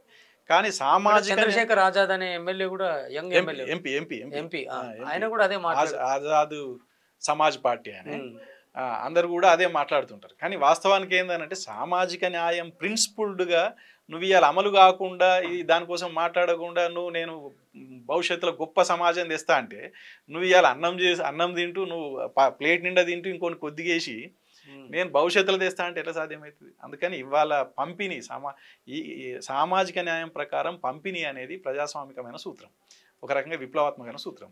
కాబట్టి మాదిగ దండోరా డిమాండ్ సరైంది కనుకనే మేము దానికి మద్దతు ఇచ్చినాం ఆ పోరాటానికి. తర్వాత కృష్ణమాదిగా అటు ఇటు ఎటు పోయినా కొన్ని విభేదాలు కూడా ఉన్నాయి మాకు, అంటే సరైన పద్ధతిలో జరగలేదనేది. కానీ ఆ డిమాండ్ న్యాయమైంది. ఆ డిమాండ్ కోసం లాంగ్ టైం తను నిలబడ్డాడు, అందులో మేము అతన్ని అభినందిస్తాం. అంటే ఇప్పుడు ఆయన తీసుకొచ్చిన ఉద్యమంలోనే మళ్ళీ ఆయన కింద తయారైన వాళ్ళే మళ్ళీ విభేదాలతో వేరే వేరే సంఘాలు పెట్టుకోవడము, ఆ తర్వాత ఒకరు ఇటని ఒకరు అటని రకరకాల డీవియేషన్స్ జరిగినాయి. ఎందుకు ఒకే కులం పోరాటంలో కూడా పొసగకపోవడం ఏంటి? ఇక అవి జరుగుతుంటాయి, వ్యక్తిగతమైన అభిప్రాయాలు, లేకపోతే ఒక వ్యక్తి నుంచి ఇంకో వ్యక్తికి పడకపోవడం, రకరకాల సమస్యలు ఉంటాయి. కానీ ప్రధానంగా ఆ ఇష్యూను మాత్రం పట్టుకొని దీర్ఘకాలం నడిపించి సరే ఏదో రకంగా అటు బీజేపీకి సపోర్ట్ చేసి ఏదో రకంగా దాన్ని సాధించడంలో మాకు భిన్నాభిప్రాయాలు ఉన్నాయి. ఆయన బీజేపీ పోవడం కరెక్ట్గా మేము ఒప్పుకోలేము. కాబట్టి ఇలా దేశానికి ప్రధానంగా మనువాదం అనేది పెద్ద సమస్య. ఆ మనువాదానికి ప్రతినిధిగా దాన్ని నిలబెట్టడానికి బీజేపీ పనిచేస్తుంది. సరే తన అవసరం కోసం తను పోయిండు, అది మాకు భిన్నాభిప్రాయం ఉంది. కానీ ఆ డిమాండ్ మాత్రం న్యాయమైన డిమాండ్. ఆయన టార్గెట్ కోసం పోయిండు. ఇప్పుడు కాంచీరామ్ చెప్పినట్టు నేను పోయే తోవల గాడిదొస్తే గాడి దిక్తా, ఏదొస్తే అది ఎక్కుతా అన్నట్టుగా ఆయన రూట్ కోసం ఆయన పోయిండు అని అనుకుంటున్నాను. ఇవాళ బీసీలో కూడా ఇంత చైతన్యం వచ్చి బీసీలు కూడా రాజ్యంలోకి రావాలనుకునే ఒక మార్పు ఈ తీన్మార్ మల్లన్న కావచ్చు, ఎవరెవరు ఎక్కడి నుంచి స్టార్ట్ చేసినా ఒక మార్పు అయితే స్టార్ట్ అయ్యింది. ఇప్పుడు ఈ మార్పుకి బీసీలు నిజంగానే అధికారంలో ఉండాలి అన్నదానికి ఎస్సీలు కలిసి వస్తారా రేపు ఈ పంచాయతీల నడుమ? ఇప్పుడు డైరెక్ట్ మాదిగలు కలిసి వస్తారా, మారాలు కలిసి వస్తారా బీసీలతోటి? లేదు మీదేదో మీరు చేసుకోండి, మాదేదో మేము చేసుకుంటామనే పద్ధతిలో ఉంటారా? ఎట్లా ఎట్లా చూడదలుచుకోరు? లేదు మళ్ళీ అగ్రకులం వాళ్ళకే ఓట్లు వేసుకుంటాం, వాళ్ళు ఎట్లాగో మాకు దండిగా డబ్బులు ఇస్తారనే ఆలోచనలో ఉన్నారా? ఎందుకంటే వాళ్ళ పర్సంటేజ్ని బట్టి కూడా మనం చెప్పొచ్చు. డైరెక్ట్ అధికారంలోకి వాళ్ళు నిలబడి వచ్చే పరిస్థితి అయితే ఉండదు. కాబట్టి ఇన్ని రోజులు రెడ్లకు, దొరలకు, వీళ్ళు పటేళ్లకు వేసినాం రాబాయ్, ఇప్పుడు కనీసం బీసీలకు వేసుకుందాం అనే ఆలోచనలోకి వస్తారా? వీళ్ళిద్దరు విభేదాల మధ్య మళ్ళీ ఇంకొక కొత్త స్తబ్దతని క్రియేట్ చేస్తారా అనేది ప్రశ్న. ఆ చైతన్యం రావడానికి అయితే చాలా టైం పడుతుంది. అది గొప్ప చైతన్యం. డాక్టర్ బిఆర్ అంబేద్కర్ జనాభా దామాషా రాజ్యాంగంలో పొందుపరిచినప్పుడు ఎస్సీ ఎస్టీలకు జనాభా దామాషా అంటే 15% ఎస్సీలు ఉంటే 15% పోతారు అడిగి. అవును. ఎస్టీలు 6% ఉంటే 6% పోతారు. 15 + 6 21 అవుతారు. అవును. మిగతాది మరి అటు ఇటు కష్టపడి పోరాటం చేసి రిజర్వేషన్ లేకుండా ఇంకో 10% 15% బీసీలు వస్తారు. అవును. 15% + 21 36%. 36% ప్లస్ ముస్లింలు ఒక 5% అనుకో, మ్యాక్సిమం 40%. మిగతా 60% ఎవరికి పోతుంది అంటే అగ్రకులాలే ఉంటారు. పార్లమెంట్ చట్టసభలలో చట్టం అంటే విధాన రూపకల్పన జరిగే దగ్గర వాళ్ళే ఎక్కువ శాతం ఉంటారు. ఓకే. కాబట్టి అట్లా ఉండడం వల్ల విధానాలన్నీ వాళ్ళకు అనుకూలంగానే ఉంటాయి. వాళ్ళకు అనుకూలంగా ఉండడం వల్ల వాళ్ళు మరింత ధనవంతం అవుతూ ఉంటారు. అంటే నిచ్చెనమెట్ల కుల వ్యవస్థ అనేది ఇవాళ చూడు దేశంలో ఎక్కడ లేనంత అసమానతలు ఇక్కడ పెరుగుతున్నాయి. అవును. దీనికి నిచ్చెనమెట్ల కుల వ్యవస్థ పునాది. అయితే అంబేద్కర్ ఆశించింది ఏంటంటే జనాభాకు మించి ఎస్సీలను పంపలేము, జనాభాకు మించి వాళ్ళ దామాషాకు మించి ఎస్టీలను పంపలేము. మరి ఎవరిని పంపాలి? బీసీలు రావాలి. కాబట్టి బీసీలు రావాలి అన్నప్పుడు ఏమంటారు జనరల్ టాపిక్స్లో, నీ వల్ల నువ్వు చూసుకోరా భయ అని చెప్పి డిఫెన్స్లో పడేస్తుంటారు. ఆర్టికల్ 340 అందుకే బీసీలకి రాసిండు కదా ముందు. కాబట్టి కనీసం ఉండాలని తను పోరాడి ఆర్టికల్ 340 రాసిండు. అది రాసి కమిషన్ వేయాలి అని అంటే ఆయన ఇప్పుడు చాలా మంది ఆయన నెహ్రూ సోషలిస్ట్ అని ఆయన కుల జనగణన అవసరం లేదన్నాడు, లేదా కమిషన్ ఇదన్నా అవసరం లేదన్నాడు. ఎస్సీ ఎస్టీలు వాళ్ళకు ప్రత్యేక ఐడెంటిటీ వెలివాడ ఆ ప్లేస్ వాళ్ళ అడుగులు ఉంటారు కాబట్టి వాళ్ళకి రిజర్వేషన్లు ఉండాలి అని చెప్పేసి ఆయన సోషలిస్ట్ కాబట్టి అని చెప్తారు. కానీ ఆయన సోషలిస్ట్ కాదు, మన్ను కాదు, ఆయన కూడా కులవాది. సోషలిస్ట్ అని సోకాల్డ్ సోషలిస్ట్. ఓకే. ఆయన కూడా బ్రాహ్మణికల్ కాన్సెప్ట్. ఆయన ఏం చేసిండు 1881 ప్రతి 10 సంవత్సరాలకు ఒకసారి జనాభా లెక్కలు జరుగుతున్నప్పుడు, కులాల లెక్కలు ఉన్నప్పుడు 1931 తర్వాత 41 జరగాల్సి వచ్చినప్పుడు రెండో ప్రపంచ యుద్ధ కాలం కాబట్టి జరగలేదు. తర్వాత 51లో జరపాల్సి వచ్చినప్పుడు బీసీల లెక్క చేయకుండా ఆపేసిండు. ఆ రోజు నుంచి తర్వాత వరకు లెక్కలేదు. తర్వాత కాలేల్కర్ కమిషన్ రిపోర్ట్ ఇచ్చింది, దాన్ని అమలు చేయలేదు. ఏదైనా ఉంటే రాష్ట్రాల స్థాయిలో మీరు చూసుకోండి అన్నాడు. అంటే బ్రాహ్మణికల్ ఐడియాలజీ అనేది సోకాల్డ్ సోషలిజమే కానీ ఆ బ్రాహ్మణికల్ ఐడియాలజీ అనేది మారదు. అతను ద్రోహమే చేసిండు. నిజానికి వీళ్ళు కూడా అసెంబ్లీ పార్లమెంట్లలోకి వచ్చినప్పుడు 50% ఉన్న బీసీలు 50% వస్తే ఈ 50% ప్లస్ ఈ 31%, 80%, 81% వీళ్ళే ఉన్నప్పుడు ఇంకా వాళ్ళదే ఉంటుంది. ఈ నిచ్చెనమెట్లను వ్యవస్థను నడపడానికి వాళ్ళతో సాధ్యం కాదు. ఈ 80% మంది ఎంపీలను ఆర్గనైజ్ చేయడం అనేది వాళ్ళ నుంచి కాని పని, కంట్రోల్ చేయడం అనేది కాని పని అవుతుంది. అందుకని వీళ్ళని ఆపాలే, బీసీల పేరు మీద మనమే పార్లమెంటులోకి వెళ్ళాలి అని చెప్పేసి వాళ్ళు ఎత్తుగడలో భాగంగా బీసీలకు రిజర్వేషన్లు ఏ రంగంలో లేకుండా చేసిండ్రు. ఆ తర్వాత 90ల మండల్ కమిషన్ వచ్చేంత వరకు బీసీలకు ఆ విద్యా ఉద్యోగ రంగాలలో కూడా 27% రిజర్వేషన్లు, దానికోసం పెద్ద కొర్రీ పెట్టిన పరిస్థితి ఉన్నది. మెరిట్ పేరిట వాళ్ళు తీసుకోవడం కోసం విద్యా ఉద్యోగ రంగాలలో కూడా వస్తే నెక్స్ట్ మన చట్టసభలోకి వస్తారు వీళ్ళు. ఆర్థికంగా బలపడతారు. ఈ భూములు ఇండస్ట్రియల్ అనేది మొత్తం వాళ్ళ చేతుల్లోనే ఉన్నది. తర్వాత ప్రభుత్వం ఇచ్చే ప్రోత్సాహకాలు కూడా వాళ్ళకి పోతాయి. ప్రభుత్వం ఇచ్చే ప్రోత్సాహకాలు ట్యాక్స్లు ఎవరి దగ్గర వస్తాయి? ప్రజలందరి దగ్గర నుంచి వస్తే రాజ్యం నీది కాబట్టి అగ్రకులాలకి ఇచ్చేస్తావు. అంతే. నిజానికి భూములు కూడా నీవి కానప్పుడు కుల నిచ్చెనమెట్ల ప్రకారమే భూములు ఇచ్చుకుంటూ వచ్చినావు నువ్వు. అవును. ప్రభుత్వం ఇచ్చినాయి, ప్రభుత్వ భూములే. నీ భూమి ఎవడు సంపాదించలే, కష్టపడి సంపాదించింది కాదు. మామూలు కష్టపడి సంపాదించింది ఏం కాదు. ఇక్కడ తెలంగాణ సాయుధ పోరాట చరిత్ర చూసుకున్న తెలంగాణ సాయుధ పోరాటం తర్వాత భూములు ఎవరు దున్తుండ్రో వాళ్ళకు అనే పద్ధతిలో పోయింది. మరి భూములు దున్తుండ్రు, భూములు దున్నేటప్పుడు అతను రైతు వృత్తి. అవును. ఒక చాకలి బట్టలు ఉతుకుతుండు వృత్తిదారులుగా ఇద్దరు సమానం ఆనాటికి. అవును. కులపరంగా అసమానులు. వృత్తిదారులుగా ఆయన దున్నాలి, ఈయన బట్టలు ఉతకాలి. కానీ బట్టలు ఉతికేటోనికి భూమి రాలేదు, ఎందుకంటే బట్టలకు భూమి సంబంధం లేదు కదా. ఇక్కడ నువ్వు దున్తున్నావు కాబట్టి భూమి, కాబట్టి నీకు భూమి వచ్చేసింది కాబట్టి నువ్వు భూస్వామ్యం అయిపోయినావు. నువ్వు ఎక్కడ కష్టపడి సంపాదించినావు? ఆయన నీ బట్టలు ఉతికితే నువ్వు దున్ని బో పెట్టినావు. అంతే. ఒకరికి పరస్పరం ఇచ్చుకునే పరిస్థితి. మరి భూమి వచ్చేటప్పటికి నువ్వు ఆస్తిదారుడు అయిపోయినావు, నీకు ఆస్తి హక్కు వచ్చేసింది. అక్కడ బట్టలు ఉతుకుడు కాడ భూమి వచ్చేది లేదు. ఓటే అది అది గుంత ఉంటుంది, ఆ గుంతల నీళ్ళలో ఉతుకోవాలి. పని చేసి అడుక్కోవడం అయిపోయింది. ఆ గుంత మారకు ఇది దోబిఘాట్ అని ఇచ్చేస్తాం. అవును. అందుకని చెప్పులు కుట్టే ఆయన ఉన్నాడు, ఆయనకు వృత్తే. చెప్పులు కుట్టే ఆయనకు భూమి ఉండదు. అంటే భూమి మొత్తానికి సమాజానికి సంబంధించింది, ప్రభుత్వానికి సంబంధించింది. ఎవరి కట్టుబెట్టి నువ్వు? రైతులకు కట్టబెట్టినవు. సరే, కొంతమంది బీసీ రైతులు ఉన్నారు అనుకుందాం, కానీ మ్యాక్సిమం అగ్రకులాలకు సంబంధించిన వాళ్ళకి భూములు పోయి. ఇప్పుడు జాతీయం చేద్దామన్న విషయం తీసుకొచ్చినప్పుడు కూడా ఇక్కడ అమలు కానివ్వలేదు కదా. కానివ్వరు కదా అని ఎట్లా కానిస్తారు వాళ్ళు? ఎందుకంటే నిచ్చెన మెట్ల కుల వ్యవస్థ ఉంది కదా. అవును. ప్రధాన ఆర్థిక వ్యవస్థ కాదు, నిచ్చెన మెట్ల కుల వ్యవస్థ ప్రకారం వాళ్ళ పంపిణీ సూత్రం, పంపిణీ న్యాయం అనమాట. అవును. అందుకని అట్లా జరుగుతూ వస్తుంది. కనుక తేట తెల్లమన్న వీళ్ళది, అంటే వీళ్ళ ప్లాన్ వీళ్ళకు ఉంది, ఇది క్లియర్. మీరు ఇక్కడనే ఈ విచ్ఛిన్నపు పంచాయతీలు, అంటే మీరు అన్నట్టు 80% మంది అసెంబ్లీలో ఈ బడుగు బలహీన వర్గాలు కూర్చుంటే అప్పుడు కూడా మనలో మనకు కొర్రి పెట్టే పంచాయతీలు కొన్ని ఇప్పటికే ఉన్నాయి. ఇప్పటికే ఎందుకంటే సర్పంచుల దగ్గరనో, జడ్పీటీసీల దగ్గరనో, ఈ కులం దగ్గరనో, కులం ప్రేమల దగ్గరనో, పెళ్లిళ్ళ దగ్గరనో వీని వానికి చెప్పి వీనికి చెప్పి మనకే పంచాయతీలు పెట్టే పరిస్థితి ఒకటి ఉంటుంది. ఈవెన్ అంటే జ్ఞానం అనే దగ్గర కూడా ఇప్పుడు మీరు కొంత జ్ఞానం ఇప్పటి వరకు మీరు మాట్లాడారు, అప్పుడున్న పరిస్థితులు అప్పుడున్నది కళ్ళతో చూసారు కాబట్టి ఇప్పుడు మీరు మాట్లాడింది రేపు నేను ఇంకొక తరానికి చెప్పాల్సి వస్తే ఇది సిద్ధేశ్వర్ అన్నది ఆయన కాఫీ కొట్టిండు, అంటే ఆయన ఏదో ఆయన తనే తెలుసుకున్నాడు, అది జనానికి చెప్పిండు. జ్ఞానాన్ని పంచుతాం, దాచుకోవటం, దోసుకోవటం, ఉంచేసుకోవటం, కొట్టేయటం అనేది ఎక్కడ జరుగుతుంది అన్న? ఇప్పుడు ఇంకోటి ఈ పాయింట్ చెప్తాను. సెకండ్ ఫస్ట్ పాయింట్ ఏంటంటే, పార్లమెంటులో అందరు పోయినరు. మొదటి ప్రశ్న ఇది. అందరు పోయినాక ఆడ కూడా గొడవలు పెట్టవచ్చు, లేదా సమాజంలో గొడవలు పెట్టించి ఎట్లయితే గెలుస్తున్నారో, పార్లమెంట్లో ఉదాహరణకి 85 మంది ఎస్సీ ఎస్టీ బీసీ మైనార్టీలు ఉన్నారు. 15% వాళ్ళు ఉన్నారు. ఈ 85% కూడా ఎన్ని ముక్కలు చేసినా ఈ 15% ఉన్నదానికంటే ఒక ముక్క 16 మంది ఉన్నారు అనుకో, ఆ 16 మంది ఏది డిసైడ్ చేస్తే అదే డిసైడ్ అవుతుంది పార్లమెంట్లో. కాబట్టి ఖచ్చితంగా పార్లమెంటులో కనుక ఎస్సీ ఎస్టీ బీసీ మైనార్టీలు వాళ్ళ జనాభా దామాషా ఉంటే ఖచ్చితంగా ఎస్సీ ఎస్టీ బీసీ మైనార్టీలకు అనుకూలమైన విధానాలు రూపకల్పన జరుగుతుంది.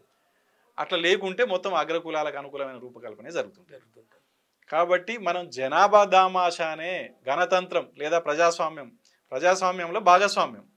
కాబట్టి వాస్తవానికి నిచ్చెన మెట్ల కుల వ్యవస్థ ఉన్నది.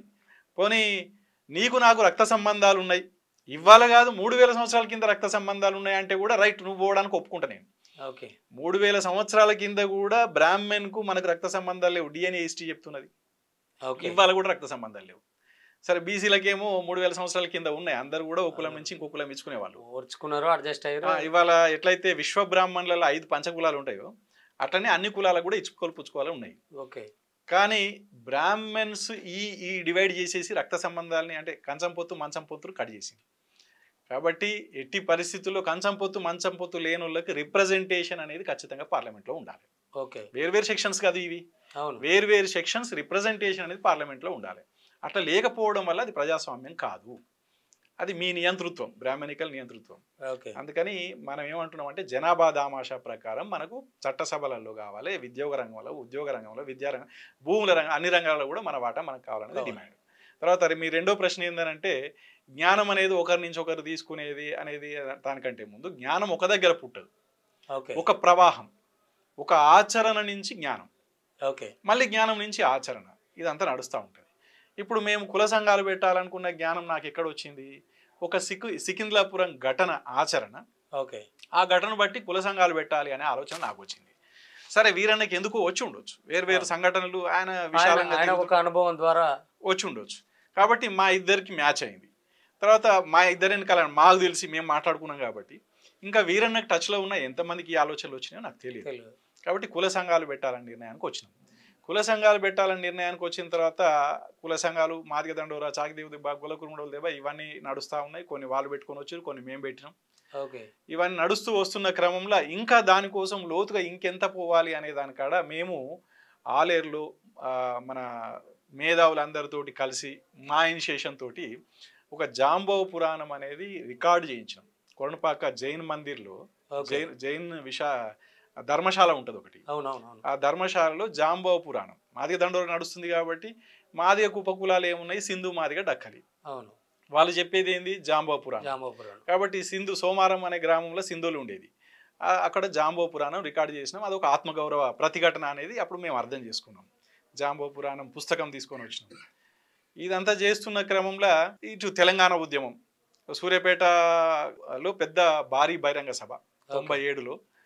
ఆ భారీ బహిరంగ సభ కోసం ఈ సభ సక్సెస్ అవుతేనే తెలంగాణను చూడగలుగుతాం, లేకుంటే లేదు అన్నాడు వీరన్న. మనం తెలంగాణ అంటే సూర్యాపేటలో ఫెయిల్ అయితే మనం తెలంగాణ రాష్ట్రాన్ని చూడలేము అని చెప్పేసి దానికోసం చాలా కష్టపడ్డాడు వీరన్న. అండర్ గ్రౌండ్లో మా దళాలు వాళ్ళు చాలా అక్కడ ఆర్గనైజ్ చేసి ఆర్థికం పంపి ఇక్కడ గ్రామాలను పంపించి భారీ బహిరంగ సభ పెట్టాం. చాలా బాగా సక్సెస్ అయింది. తర్వాత దాని ఇన్స్పిరేషన్ కూడా అన్ని ఉద్యమాల మీద పడ్డది. ఇవాళ తెలంగాణ రాష్ట్రం రావడానికి ఒక టర్నింగ్ పాయింట్ అది సూర్యాపేట సభనే. అయితే ఇటు తెలంగాణ ఉద్యమం ఇటు కుల సంఘాలు వస్తున్న క్రమంలో 99 మే 16న వీరన్నను తీసుకుపోయి ఎన్కౌంటర్ చేసి పడేసి హత్య చేశారు. తర్వాత మాకు ఇక డిస్టర్బెన్స్ రకరకాల గొడవలు మొత్తం మీద మూలాన్ని నరికేసారు. తర్వాత మాకు అంటే తెలంగాణ మహాసభలో ఉన్న వి ప్రకాష్, తెలంగాణ స్టడీ ఫోరం నిర్మాణం చేసుకున్న ఇన్నయ్య, వీళ్ళంతా ఇటు మనం అంటే ఈ నిర్బంధాలు ఇదంతా మనం చంద్రబాబు నిర్బంధాలు తట్టుకోలేమనుకున్నారో ఏదనుకున్నారో మొత్తం మీద దీంట్లో ఒక బూర్జువా అంటే జనరల్ పొలిటీషియన్ వస్తే బాగుంటుంది అనుకున్నారు. కేసీఆర్ దగ్గరికి పోయినరు, మన పీజేఆర్ దగ్గరికి పోయినరు. మొత్తం మీద కేసీఆర్ని అయితే ఉద్యమానికి ఒప్పించారు. 2001లో ఆయన తెలంగాణ రాష్ట్ర సమితి పెట్టిండు. తెలంగాణ రాష్ట్ర సమితి పెట్టిన తర్వాత మరి మా ప్రయోగం తెలంగాణ రాష్ట్ర సమితి పెట్టిండు, దానికి వెలమ కులము కథాకారుగానే అది అగ్రకులాల నాయకత్వంలో నడుస్తుంది. మరి మేమనుకున్నది తెలంగాణలో బహుజన రాజ్యం, మరి ఇది నడవాలి కదా. కాబట్టి ఇక తెలంగాణ రాష్ట్రం పని ఆయన చేయని, బహుజన రాజ్యం పని మేము చేయాలి అనే ఉద్దేశంతో సరే మేము తెలంగాణ బహుజన రాజ్యం 2 కార్యక్రమాలు చేస్తూ పోయినాం. తర్వాత నేనేమనుకున్నా అంటే 2003లో కొంత కేసీఆర్లో కూడా స్తబ్దత వచ్చింది. అంటే 2001లో పెట్టగలిగినంత కథ 2003లో లేదు. లేనప్పుడు ఈ స్తబ్దతను బ్రేక్ చేయాలి, తెలంగాణ ఉద్యమాన్ని మళ్ళా పట్టాలు ఎక్కించాలి అనే ఉద్దేశంతో సరే కేసీఆర్ది గాంధీ పందా అనుకుందాం, ఏవో శాంతియుతంగా తెస్తా, నేను ఒక్క రక్త చుప్పగారకుండా తెస్తా అంటున్నాడు కాబట్టి రైట్ మనం భగత్ సింగ్ పందా తీసుకుందాం. ఎందుకంటే మనం మా నేపథ్యం అంతా విప్లవ నేపథ్యం ఉంది కదా, ఆటోమేటిక్గా మనం శాంతిగా ఆగలేము. మేము ఒక తెలంగాణ మిలిటెంట్ ఫోర్స్ ఏర్పాటు చేసినాం. తెలంగాణ మిలిటెంట్ ఫోర్స్ ఏర్పాటు చేసి రైట్ ఏం చేయాలి మరి మనం ఇప్పుడు సీమాంధ్రుల్ని బెదిరించగలగాలి. మీరు కనుక మాకు రాష్ట్రం ఇవ్వకపోతే మీ ఆస్తులు ధ్వంసం చేయగలుగుతాం, మేము ఏదైనా చేయగలుగుతాం అంటే అనే ఉద్దేశంతో మేము బెదిరించగలగాలి అనే ఉద్దేశంతో మా మిత్రుల అంతగా మేము టీం ఆర్గనైజ్ అయ్యి మా వాళ్ళు కొంచెం మంది పోయి మయూరి థియేటర్లో బాంబు పెట్టిరు. అది రామోజీరావుది కదా, బాంబు పెట్టిరు. అట్లనే రామోజీ ఫిలిం సిటీలో బాంబు పెట్టిరు. సరే అవి కొన్ని మయూరి థియేటర్లోనేమో జనం ఉంటారు కనుక పేల్చే ఉద్దేశం కాదు, రామోజీరావును బెదిరించాలి. ఇది ఎందుకు తీసుకున్నామంటే భగత్ సింగ్ పార్లమెంట్లో బాంబు వేసిండు. బాంబు వేసింది అది పొగ బాంబు, అది అంటే పార్లమెంట్ మెంబర్లు చనిపోవాలి అని కాదు, ఉద్యమాలను అణచివేయడం కోసం ఆ రోజు ఒక చట్టం తెస్తున్నారు భద్రత కోసం అని. స్థానిక ఉద్యమకారులను అందరినీ బలిపెట్టాలి అంటే వాళ్ళని తీవ్రంగా శిక్షించాలి అనే దాంతో ఒకటి చట్టం తెస్తారు కాబట్టి ఆ రోజు బాంబు వేసి బెదిరింపు చర్య. అట్లనే మనం కూడా బెదిరింపు చర్యలు చేయాలి అనుకున్నాం. సరే రామోజీ ఫిలిం సిటీ జనం ఉండరు కాబట్టి ఒక బిల్డింగ్ను అదైతే పేల్చేయాలి, అది కూడా పేల్చేయడం భవనం పేల్చేయడమే కదా, అదో బెదిరింపు చర్య అవుతుంది. అట్లా మనం ఒక హెచ్చరిక పంపిన వాళ్ళం అవుతాం అని చెప్పేసి అనుకుని మేము కార్యక్రమాలు స్టార్ట్ చేసినాం 2003లో. ఇక దాంతో ఏమైంది, చంద్రబాబు ప్రభుత్వం చాలా సీరియస్ తీసుకుంది. రామోజీరావు కదా ప్రభుత్వం నడుపుతున్నాడు కదా, సీరియస్ తీసుకొని మా పైన విపరీతంగా నిర్బంధము, హంటింగ్, చాలా అన్ని బృందాలు రకరకాల కార్యక్రమాలతోటి మా దాంట్లో చాలా మందిని అరెస్ట్ చేసిండు. మా ఈ జరుగుతున్న క్రమంలోనే అటు ఇన్నయ్య స్టార్ట్ చేసిండు, ఐమాక్స్ థియేటర్లో బాంబులు ఆయన మొదలు పెట్టిండు. ఇటు మమ్ముల అరెస్టులు వాళ్ళని అరెస్టులు మొత్తం మీద జైళ్ళల్లో నేను 2003 మధ్యలో జైల్లో పెట్టినాను. ఈ జైల్లో పెట్టిన సందర్భంగా నేను ఇక మనం జైల్లో ఉన్నప్పుడు చేయగలిగింది ఏముండదు కనుక అధ్యయనం ప్రోగ్రాంలోకి వెళ్ళిపోయాను నేను చదవడం. నిజానికి నేను 10th వరకు జనరల్గా అందరికి ఉండే సబ్జెక్ట్స్ ఉంటాయి. ఇంటర్మీడియట్ ఫస్ట్ ఇయర్ నాది ఎంపీసీ, తర్వాత పాలిటెక్నిక్ సైన్స్ సబ్జెక్టే, దాంట్లో కూడా హిస్టరీ ఉండదు. ఉద్యమంలోకి వచ్చిన తర్వాత వినికిడి జ్ఞానం అంటే పొలిటికల్ క్లాస్ పెద్దగా చదివేది లేదు, అండర్ గ్రౌండ్ తిరగడమే ఎక్కువ ఉంటుంది. పుస్తకాలు ఎంటేసుకొని తిరగం కదా, ఏదో 1-2 పుస్తకాలు ఉంటే అది చదివే వరకే పెద్ద కథ అయిపోతుంది. అందుకని మేము ఉద్యమంలో పనిచేస్తూ వచ్చిన తర్వాత చదువుకోవడానికి టైము జైల్లో దొరికింది నాకు. కొంత జైల్లో ఇతర కామ్రేడ్స్ ఉన్నారు కాబట్టి డిస్కస్ చేసుకోవడానికి కూడా టైం దొరికింది. అప్పుడు కర్ణాటక పీపుల్స్ వారు సభ్యులు ఉండిరు అనమాట జైలు, చెల్లపల్లి జైలు. అది ఇంకా అనుభవంలోకి అట్లా అయితే అప్పుడు మేమేందనంటే ఈ జాంబో పురాణం, జాంబవంతుడు, జాంబవంతుడు మా తాత అనేది ఇక్కడ చర్చ నడుస్తుండే. అది మనం క్రియేట్ చేసింది కాదు. జాంబవంతుడు మా తాత అనే భావన వీళ్ళలు జాంబవంతుని వారసం అని మాదిగలు చెప్పుకుంటుంటారు. ఎందుకంటే మాదిగ దండోర ఉద్యమంలో మేము తిరిగినాం. అదే వేరు మనం క్రియేట్ చేసింది కాదు. అది తరతరాలుగా జాంబవ పురాణం చెప్తూ వస్తుండ్రు సింధు డక్కలి వాళ్ళు కనుక. ఆది నుంచి ఆయన జాంబవుడే, ఆది జాంబవుడి వారసులం అని మేమనేవాళ్ళు.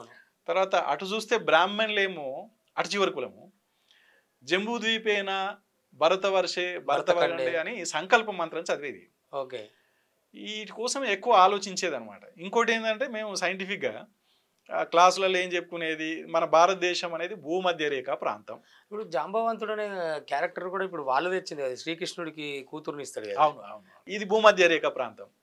భూమధ్య రేఖ ప్రాంతంలో భారతదేశం ఉంది కనుక భారతదేశం అనేది బ్లాక్స్ నివసించడానికి వీలైన ప్రాంతం.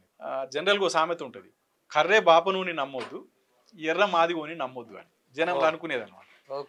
అంటే ఏంది కర్రె బాపనుడు అని అంటే అది ఇక్కడి నుంచి పోయిన విత్తనం. అంటే బ్రాహ్మణులంతా తెల్లగానే ఉంటారు, దాని సారాంశం. వాళ్ళు నల్లగుంటే వాడు ఇక్కడోడు నకిలీ. ఎర్ర మాదిగోని నమ్మొద్దు అంటే మాదిగలంతా కర్రెగానే ఉంటారు, కానీ ఎక్కడున్న ఒకడు ఎర్రగా ఉంటే మాత్రం అది అక్కడి నుంచి వచ్చింది అని అర్థం. అందుకని నమ్మొద్దు అనేది ఒకటి ఉండేది అనమాట. దాన్ని తీసుకొని అరే ఇది ఇట్లెందుకు వచ్చింది అంటే ప్రతిదాని ఇప్పుడు అదే న్యూటన్ కనుక పండు కిందికి ఎందుకు రాలింది అని ఆలోచించినట్టు ఇది ఇట్లెందుకు వచ్చింది అంటే ఓకే ఇది భూమధ్య రేఖ ప్రాంతం. భూమధ్య రేఖ ప్రాంతంలో పోనీ దేశవ్యాప్తంగా చూస్తే బ్లాక్స్ సగం నలుపు ఉన్నోళ్ళే ఎక్కువ శాతం జనాభా ఉన్నారు. తెల్ల వాళ్ళ సంఖ్య చాలా తక్కువ ఉన్నది, అది కూడా బ్రాహ్మణ్స్ దాదాపు మెజారిటీ. కాబట్టి ఈ దేశం భూమధ్య రేఖ బ్లాక్స్ ఉండే ప్రాంతం కాబట్టి తెల్లవాళ్ళు ఉండడానికి అవకాశం ఎక్కడిది లేదు, ఉన్నది. తర్వాత అది తక్కువ సంఖ్యలో ఉన్నది కాబట్టి ఇది వీళ్ళు వలస వచ్చిన వాళ్ళు, తక్కువ సంఖ్యలో ఉన్న వాళ్ళు దాదాపు వలస వచ్చిన వాళ్ళు. ఇంకొంచెం లోతు పోతే డిఎన్ఏ పరిశీలనలో కూడా ఈ మూలవాస అంటే ఈ ఎస్సీ బీసీ మైనారిటీలకు డిఎన్ఏ పోలిక ఉన్నది. వీళ్ళ డిఎన్ఏ ఒకటే, బ్రాహ్మణుల డిఎన్ఏ మాత్రం డిఫరెంటు. వీళ్ళ భాషలు వేరువేరు ప్రాంతాలలో ఆ ప్రాంతీయ భాషలు ఉంటాయి, ప్రజలందరూ అదే భాషను మాట్లాడుకుంటారు. తమిళనాడు పోతే ఎస్సీ బీసీ మైనారిటీలు తమిళనే మాట్లాడతారు, తెలంగాణ వస్తే తెలుగే మాట్లాడతారు, ఒడియా పోతే ఒడిశానే మాట్లాడతారు. కానీ సంస్కృతం అనేది ఒక కులం భాషగా ఉన్నది. బ్రాహ్మణుల భాష డిఫరెంట్ ఉంది, వాళ్ళ యాస డిఫరెంట్ ఉంది. ప్రాంతాలు ఏమైనా అస్తిత్వ భాష ఉంది, వాళ్ళ భాష డిఫరెంట్ ఉంది, వాళ్ళ యాస డిఫరెంట్ ఉంది, వాళ్ళ ఫేస్ కట్ డిఫరెంట్ ఉంది, కలర్ డిఫరెంట్ ఉంది. కాబట్టి వాళ్ళు వలస వచ్చిండ్రు అనేది మనకు చరిత్రలో చూస్తే దొరుకుతుంది. సో వలస వచ్చిన వాళ్ళు మన దేశం మీద మూలవాసుల మీద పెత్తనం చేస్తున్నారు. రైట్. ఆ వలస వచ్చినోడు ఏం మంత్రం జంబూ దీపేన భరతవర్ష భరతఖండే అంటున్నాడు. సో ఒక బ్రాహ్మణుని అడిగితే జంబూ దీపం అంటే ప్రపంచం అంతా అని చెప్పిన అనమాట.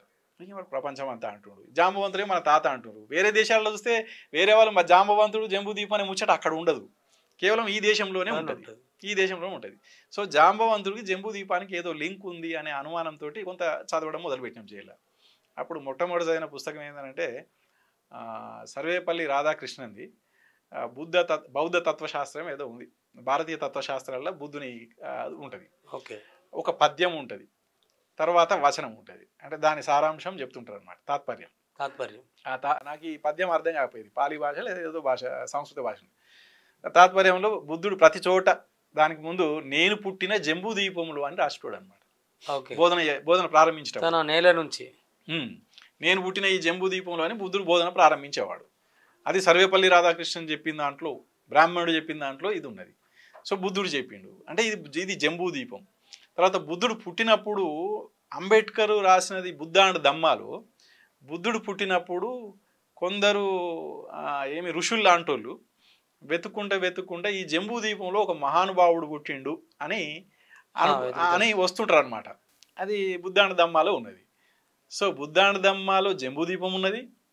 బ్రాహ్మణుడు సర్వేపల్లి రాధాకృష్ణ రాసిన దాంట్లో జంబూ దీపం ఉన్నది. ఇలా మంత్రాల్లో బ్రాహ్మణ కులం సంకల్ప మంత్రంలో జంబూ దీపం ఉన్నది. తర్వాత సతీష్ చంద్ర అనుకుంటా హిస్టారియన్, చాలా సంవత్సరాలు 2003లో చదువుకున్నాను నేను. ఆయన దాంట్లో భారతదేశము అన్న కాడల్లో బ్రాకెట్ల జంబూ దీపం అని ఉన్నది. ఇక అట్లనే వెతుక్కుంటా పోతున్నాను నేను. ఇక దాన్ని చదువుతున్న క్రమంలో దానికి సంబంధించిన మాకు జైల్లో లైబ్రరీ ఉంటుండే, అట్లా వెతుక్కుంటుంటే అనమాట. తర్వాత అశోకుడు తన బిడ్డల్ని ఇక్కడికి శ్రీలంక బౌద్ధ మహాసభలకు పంపినప్పుడు సంఘమిత్ర మహేంద్ర కర్మ వాళ్ళు మేము జంబూ దీపంని ప్రతినిధులుగా మేము ఇక్కడ ప్రసంగిస్తున్నాం అని ప్రారంభించారు. శ్రీలంక కూడా జంబూ ద్వీపం అయి ఉంటే వీళ్ళు మళ్ళా ప్రతినిధులుగా అనకపోదురు జంబూ ద్వీపం ప్రతినిధులు కాదు, మన జంబూ ద్వీపంలో మాట్లాడుతున్నామని మాట్లాడే అందరు జంబూ ద్వీపం వల్లే ఇక. అవును కాబట్టి జంబూ ద్వీపం ప్రతినిధులు కానప్పుడు శ్రీలంక జంబూ ద్వీపం కాదు, ఇక్కడ జంబూ ద్వీపం ఉన్నది. Okay right. జంబూ ద్వీపం మరి అశోకుడు ఎంత ఏరియా పాలించిండు, ఈ దేశాన్ని పాలించిండు. రైట్. ఇవి మనకు పుస్తకాలలో దొరికేటి. తర్వాత ఇంకో పాయింట్ ఏంటంటే అశోకుడి శిలాశాసనం ఉన్నది. తన దేశాన్ని అశోకుడు జంబూ ద్వీపం అని పిలిచిండు. ఓకే. తర్వాత ఇంకో పాయింట్ మన సినిమాలలో కూడా వచ్చింది, శాలివాహనులు ఈ జంబూ ద్వీపాన్ని ఏల్దాం అని చెప్పేసి ఒక డైలాగ్ ఉంటుంది అనమాట. బాలకృష్ణ దాంట్లో బాలకృష్ణ దాంట్లో గౌతమిపుత్ర శాతకర్ణి. అది ఇట్లా మనకు ఈ అనేక అంశాలు. అంతకుముందే ఇది భారతదేశమా ఇండియానా తర్వాత ఇంకేదైనా ఇక రకరకాల చర్చలు నడిచేది.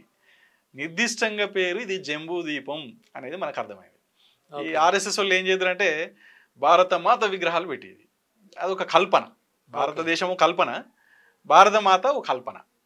కానీ నిజంగా జంబూ ద్వీపం హిస్టారికల్, ఇది జాంబవంతుడు హిస్టారికల్. ఇక్కడ సో ఒక డౌట్ అన్న, అంటే ఇప్పుడు కథలు గిట్లా చెప్పేటప్పుడు ఒగ్గు కథలు వీటిల్లో చూసుకున్నప్పుడు భరతుడు వెళ్ళినట్టు భారతదేశాన అంటారు. అవును, ఏలొచ్చు. భరతుడు ఎవరు, భారత మాత ఎవరు? మళ్ళీ భరతుడు అనేటోడు ఆర్య జాతిలో ఒక భాగం. ఈ భారత మాత ఎట్లా వచ్చింది? అందుకని భారత మాత పూర్తిగా కల్పితం. కనీసం భరతుడు అని ఏలిండు అంటే ఆ ఏలి ఉంటాడు. ఆర్య జాతికి సంబంధించిన రాజులలో ఎవరో ఒకరు భరతుడు ఉంటాడు. ఓకే. భరతుడు ఏలిన భారతదేశం అన్నావు కానీ భరతుడు పుట్టిన భారతదేశం అనలేదు. అవును, ఇది గమనించాలి. భరతుడు పుట్టిండా లేదా ఇక్కడ? అవును. మరి భరతుడు ఏలిండు భారతదేశం అయింది. భరతుడు ఏలకముందు ఏమున్నది? ఇది భరతుడు ఏలకముందు ఏదో పేరు ఉంటది కదా, అవును, ఏదనేది తెలియదు. కాబట్టి భరతుడు ఏలకముందు ఇది భారతదేశం కాదు, ఇది జంబూ ద్వీపం. రైట్. కాబట్టి ఇది భారతదేశం కాదు, ఇండియా లేదా ఏమి హిందుస్థాన్. ఈ పదం ఎట్లా వచ్చింది అని అంటే సింధు అనే నదిని, వాళ్ళకు ఎస్ అక్షరం ఉండదు గ్రీక్స్కి, కాబట్టి హిండికా, ఇండియా, హిందుస్థాన్, హిందూ అనే శబ్దం వచ్చింది. ఇది కూడా ఇక్కడ గ్రంథాలలో ఉండదు.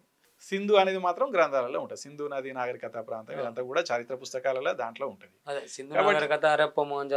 హిందూ మహాసముద్రం ఇట్లా వచ్చేసింది. సో సింధు అనే ఒక నదిని బట్టి ఈ ప్రాంతం వాళ్ళందరినీ హిందూ అనే కథ తెచ్చిండు. కానీ సింధు అనే నదిని బట్టి కాదు కదా. వాళ్ళకేమో నది అవతల ఉన్న వాళ్ళని హిందువులు అని అనుకున్నారు, సింధువులు అనుకున్నారు. కానీ ఇక్కడ వీళ్ళకు కూడా ఒక ఓన్ ఐడెంటిటీ ఉంది కదా జంబూ ద్వీపం. కాబట్టి ఇది భారతదేశం కాదు, ఇది ఇండియా కాదు, ఇది ఒరిజినల్గా జంబూ ద్వీపం. ఒకవేళ అనుకుంటే సింధు నదితోటి మనం చేసుకోవచ్చు, సంబంధం కలుపుకోవచ్చు. ఓకే. ఎందుకు అనంటే సింధు అనే నది ఉన్నది, సింధు నాగరికత అనేది మన మూలవాసిల నిర్మించింది. వాళ్ళు సింధు అని పిలవలేకనే హిందూ అని కొంత తక్కువ చేస్తూ మాట్లాడిన తర్వాతే వచ్చింది అనేది కూడా ఒక వినికిడి. ఇంకోటి ఏంటంటే ఇప్పుడు మనం సింధోళ్ళు అని అంటాం, అవును, వీళ్ళు చిందోళ్ళు అంటారు, పదం మార్చి. చిందోళ్ళు కాదు, అవును, సింధోళ్ళు వాళ్ళు. అందుకని జాతుల పేర్లు సరిగా ఉన్న వాటిని కూడా ఖతం చేసేసి ఈ పదాలు తీసుకొచ్చి పెట్టి మనం భాషనంతా ఖతం చేస్తున్నారు. అందుకని జంబూ ద్వీపం చారిత్రకం. అయితే భారతమాత అన్నోడు భరతుడేలిండి భారతమాత అంటున్నావు. అవును. కాబట్టి ఇక్కడ జాంబవంతుడికి జంబూ ద్వీపానికి లింక్ ఉన్నది. ఈ పదం ఇంకెవరికి లేదు. కాబట్టి జాంబవంతుడు ఏలిండు, జాంబవంతుడి జన్మభూమి, కాబట్టి ఇది జంబూ ద్వీపం అనేది మనం ఈ లింకులు శాస్త్రీయంగా అంటే అంబేద్కర్ ఏం చెప్తారంటే చరిత్రలో లింకులు తెగిన వాటి ఉంటాయి, వాటికి నువ్వు నీ ఊహాశక్తితోటి శాస్త్రీయ దృక్పథంతో ఆ లింకులు కలుపుకోవాలి అనేది ఒక సందర్భంలో చెప్తారనమాట. కాబట్టి మనం భారతదేశం అంటుండే కాబట్టి భారతమాత విగ్రహాలు పెడుతున్నాం. భారతదేశం అబద్ధం, అసలు దేశం కూడా కాదు ఇది. ఓకే. అనేక జాతులు, అనేక ప్రాంతాలు, అనేక కులాలు ఉన్న ప్రాంతం ఇది. సరే అనుకుంటే జంబూద్వీప ఖండం, జంబూద్వీప ఖండం. అయితే జంబూద్వీపం అనేది జాంబవంతుడు లింకు కలుపుకుంటే వాళ్ళు భారతమాత విగ్రహాలు పెడితే మనం జాంబవంతుని విగ్రహాలు పెట్టాలి అని చెప్పేసి నేను 2004లో విడుదలైన తర్వాత అప్పుడు 2004లో రాజశేఖర రెడ్డి ప్రభుత్వం వచ్చింది. రాజశేఖర రెడ్డి ప్రభుత్వం వచ్చిన తర్వాత మొత్తం విప్లవోద్యమాలన్నీ అమరవీరుల స్తూపాలు కడుతున్నారు. మేమేందనంటే మా కుల దృక్పథం ఉంది కాబట్టి అమరవీరుల స్తూపాలు కట్టి ఆ రెడ్డి ఈ రెడ్డి రెడ్డిలే కడుతుంటారు. అందులో మాకు వైరుధ్యం, రెడ్డిల పంచాయతీ మాకు మొదటి నుంచి ఉంది కదా. మేమేం చేసినామంటే ఒక వ్యక్తి పేరు కాకుండా అట్టడు కులం నుంచి మాదిగ అమరవీరుల స్తూపం అని ఇక్కడ వీరన్నను తీసుకుపోయిన దగ్గర నేరేడ్మెట్ చౌరస్తాలో ఒక అమరవీరుల స్తూపం కట్టినాం. మాదిగ అమరవీరుల స్తూపం దాదాపు ఎస్సీ ఎస్టీ బీసీ మైనార్టీలు మూలవాసీలంతా మాదిగలే అని మా కాన్సెప్ట్. మాదిగలు అని అంటే మహా ఆదివారు, మహాది మాదిగ అయ్యింది. అదే మీరు ఇందాక అన్నట్టు చాకలి, మంగలి, కుమ్మరి, కమ్మరి అందరూ కూడా తెగలు లేదా కులాలు మాదిగ జాతిలో భాగం. ఈ దేశంలో ఉండేది ఒకటి బ్రాహ్మణవాదం అయితే రెండోది మాదిగవాదం, ప్రత్యామ్నాయవాదం. అట్లా మేము ఎర్ర ఉపాలితోటి డిస్కషన్లో భాగంగా మాదిగ మహావీరులారా మనవామును మల్ల జన్మెత్తులో మాదిగ శక్తిని చూపిద్దాం, చాకలి మంగలి కుమ్మరి కమ్మరి అన్ని కులాలతో మా జాతి నిండుకుండరా, మాదిగ జాతి మాదిరా, మా మించిన నీతి లేదురా అని చాలా మంచి మాదిగ జాతి పోరాట పాట అనేది మేము అంత కలిసి చేసినాం అనమాట. ఓకే, అది మీ నుంచి మీ ఐడియాలజీ నుంచి స్టార్ట్ అయింది యాక్చువల్గా. దీన్ని చెప్పిన వాళ్ళు లేరు మళ్ళీ ప్రపంచానికి, ఈ ముచ్చట్లు తెలవాలి. అట్లనే జరుగుతున్నాయి ఇప్పుడు పుకార్లని. ఒక నాయకుడు మాట్లాడితే అది మళ్ళీ మనం మంచితే దాన్ని ఏదో కాఫీ కొట్టినవు, ఇటువంటి వాదనలు వస్తున్నాయి. అంటే ఈ సంఘర్షణలు ఏంటంటే ఒకదాని నుంచి ఒకటేమో వాళ్ళు అమరవీరుల స్తూపాలు రెడ్డిలు పెడుతున్నారు కాబట్టి మేము మాదిగ అమరవీరుల స్తూపం పెట్టాలి అనుకున్నాం. మాదిగ అమరవీరుల స్తూపం పెడుతున్న క్రమంలో ఒక మాదిగ పాట, అవును, ఇట్లా ఈ మాదిగ పాట వస్తున్న క్రమంలో సరే జంబూ దీపం కదా, జాంబవంతుని విగ్రహం పెట్టాలి కదా అని చెప్పేసి మేము ఒక దగ్గర ఎక్కడ మాకున్న ఉద్యమ ప్రాంతాలల్లో కొంచెం బ్రాహ్మణిజం ఎక్కువ, ఆర్ఎస్ఎస్ ఎక్కువ నిర్మాణం అయి ఉన్నది శంషాబాద్ ఏరియాలో. ఓకే, మహేశ్వరం మండలం అక్కడ మాకు ఉన్నాయి సంబంధాలు ఉన్నాయి. అక్కడ మాకు కొన్ని గ్రామాలు ఉన్నాయి. అక్కడ కోళ్ళపడకల్ అనే గ్రామంలో 2005లో మొట్టమొదటిసారి జాంబవంతుని విగ్రహం పెట్టినాం. ఓకే, అది మహబూబ్ నగర్ జిల్లాకు బార్డర్ కోళ్ళపడకల్. అప్పుడు మహబూబ్ నగర్ జిల్లా నుంచి మాదిగలంతా కదిలి వచ్చారు. భారీ ఎత్తున సక్సెస్ అయిన ప్రోగ్రామ్. సూపర్. మొట్టమొదటి జాంబవంతుని విగ్రహము ఇది భారతదేశం కాదు, జంబూ దీపం అనే కాన్సెప్ట్ తోటి మేము ఆడ విగ్రహం పెట్టినాము. ఆ కరపత్రంలో కూడా ఇది భారతదేశం కాదు జంబూ దీపం అని చెప్పినాం 2005లో ఫస్ట్ కరపత్రం బయటికి. ఓకే, ఆ తర్వాత కరపత్రం మొదటి పేజీలో మేము ఎద్దు కూరతో సహపంక్తి భోజనం అని 2005లో. ఓకే, ఇక తర్వాత ఏమైందనంటే మళ్ళీ ఒక కార్యక్రమం అయిపోయింది. తర్వాత మరి ఏం చేయాలి అని అనుకుంటున్నప్పుడు మా ఊర్లో జనరల్గా మా నాయనని అడిగేది అనమాట, మీ కొడుకు ఏం చేస్తుండే అని తెలియని వాళ్ళు అడిగితే మేము చిన్నప్పటి నుంచి కూడా అంటే మునూరు కాపు చిన్న పేద కుటుంబం మాది. ఓకే, అందరూ పశువుల కాడికి జీతగాలం పెట్టుకునేది, మాదిగలు వచ్చేది, జీతగాలం మాదిగలు ఉండేది. మాకు రెండే ఉండేది కాబట్టి మాకు జీతం పెట్టుకునే పరిస్థితి మాకు లేదు. నేను పోతుంటే ఎడ్ల కాడికి వాళ్ళ దంటకు ఏడన్నా ముట్టుకుంటే అంటే మాకు ఈ ముట్టుకోవద్దు అనేది నాకు పెద్దగా స్పృహ లేదు, తెలియదు కాదు. ఏడన్నా ముట్టుకుంటే ఇంటికి వచ్చినాక మా అమ్మ స్నానం చేయించేది రోజు. అని అమ్మ ఇదేం గోలా అని చెప్పేసి అట్లా అనుకుంటున్న క్రమంలో నేను ఇక ఆడ ముట్టుకునేది, మాకు ఫ్రెండ్షిప్ కలిసి తినేది అన్ని రకాలు ఉండేది. ఇంటికి వచ్చినాక ఈమైతే స్నానం చేయదు, వీడు ముట్టుకోకూడని. ఎట్లా కలిసి ఆ సందర్భంలో ఏమనేది అనంటే ఇట్లా తిరుగుతున్న క్రమంలో మా నాయన ఏమనేది అంటే ఇక్కడ పోయిండు మీ వాడు అంటే వాడు మాదుగులా కలిసిండు. ఎందుకంటే మందకృష్ణ మాదిగా ఈ ఉదయం ఇదంతా ఉంది కదా, వాడు మాదుగులా కలిసిండు, వాడు అక్కర రాకుండా పోయిండు అని చెప్పేసి అనేది. ఇక నేను ఈ 2005లో ఆ పదం గుర్తు పెట్టుకొని ఈ జంబూ దీపం జాంబవంతుడు ఇదంతా అయిపోయిన తర్వాత మాదుగుల్ల కలుద్దాం, జంబూ దీపం జంబూ రాజ్యం సాధిద్దాం సూపర్ అని ఒక నినాదంతో ఒక బుక్లెట్ రాసిన. ఆ బుక్లెట్ చాలా విస్తృతంగా పోయింది. ఆ బుక్లెట్ పోయిన తర్వాత కొంచెం ఎక్కువ తెలంగాణ వ్యాప్తంగా మనకు అంటే ఆంధ్రాలో కూడా మనకు ఫాలోయింగ్ వచ్చింది. తర్వాత 2007లో మేము హనుమంతాపూర్ మా సొంతం ఊరు. యాక్చువల్గా మాకు అక్కడ కోళ్ళపడకల్లో షెల్టర్ ఇచ్చిన గ్రామం, ఒక రకంగా నన్ను సాదుకున్న గ్రామం అనుకో. ఓకే, ఒక్క ఊరితో లేదు మీకు. సాదుకున్న గ్రామం అంటే ఏంటంటే ఉద్యమంలో తెగిపోయి వీరన్న చనిపోయి ఒక అనాథలాగా తిరుగుతున్న సందర్భంలో ఆ ఊరు షెల్టర్ ఇచ్చి మేము కాపాడుకుంటామని కాపాడుకున్న గ్రామం కోళ్ళపడకల్. నేను పుట్టిన ఊరేమో హనుమంతాపూర్ జనగాం దగ్గర. సో పుట్టిన ఊర్లో మరి గ్రిప్ ఉంటుంది కదా నాకు. అందుకని మా ఊర్లో కూడా జాంబవంతుని విగ్రహం పెట్టాలనుకున్నాం. అయితే కోళ్ళపడకల పెట్టాలి అనుకున్నప్పుడు సింధు పోరాట రూపం ఒకటి ఉంటుంది, సింధు జాంబవ పురాణ పోరాట ఘట్టం ఒకటి ఉంటుంది. జాంబవంతుడు తరుముతుంటాడు, బ్రాహ్మణుడేమో పరిగెత్తుతుంటాడు. అవునవును, వాళ్ళకి సంవాదం ఉంటుంది. ఆ సంవాదాన్ని మనం అట్లనే పెట్టాలనుకున్నాం అనమాట విగ్రహాలు. ఎందుకంటే మరి మన ఆలోచనే కాదు, అది చారిత్రకం అనేది కులం యొక్క ఆశ్రిత కులం సింధుల రూపంలో ఇది ఉన్నదాన్ని పెడుతున్నాం. నేను ఆడిన డ్రామా కూడా నేను ఆడిన ఉన్నదాన్ని పెడుతున్నాం అనేది ప్రజలకు చూపెట్టాలి కదా, లేకపోతే ఓన్ చేసుకోరు కదా. కాబట్టి మనం ఏం క్రియేట్ చేస్తలేము, అక్కడి నుంచి వచ్చిన జ్ఞానమే కదా. ప్రజల్లో నుంచి ప్రజల్లో మనం నేర్చుకోవాలి, వాళ్ళ ఫీలింగ్స్ అర్థం చేసుకోవాలి, దానికి సానబట్టాలి. మళ్ళీ ఇప్పుడు మనం బట్టలు ఏరకపోతామే, ఉతుకుతాం, మళ్ళీ ఇస్తాం. బట్టలు మనం కొత్త క్రియేట్ చేసేది కాదు కదా. అందుకోసమని ప్రజల్లో నుంచి ప్రజల్లోకి అనే ఉద్దేశంతో మేము ఈ 2 విగ్రహాలు పెట్టాలనుకున్నప్పుడు సీరియస్గా వార్నింగ్లు వచ్చినాయి, ఆ కోలపడకలు పెట్టాలి అనుకున్నప్పుడు వార్నింగ్లు వచ్చిన తర్వాత అక్కడ బ్రాహ్మణుడి విగ్రహం ఆపేసినాం. ఆపేసి ఓన్లీ జాంబవంతుని పెట్టినాం. ఎందుకంటే మొదటిసారి కాబట్టి కొంచెం వెనక అడిగేయాలి. తర్వాత రెండోసారి 2006లో డిసైడ్ అయినాం హనుమంతాపూర్లో మా ఊళ్ళో పెట్టాలని. ఇక ప్లేస్ చూసినాం. తర్వాత మా ఊరోళ్ళు కూడా సహకరించారు, మా ఊరు మాదిగలంతా కూడా సహకరించారు. తర్వాత తూరుగొండ రామన్న అని ఒక గుడిసెవాసుల నాయకుడు, ఆయన ఒక కళాకారుడు కూడా గద్దరన్నతో ఉండేది.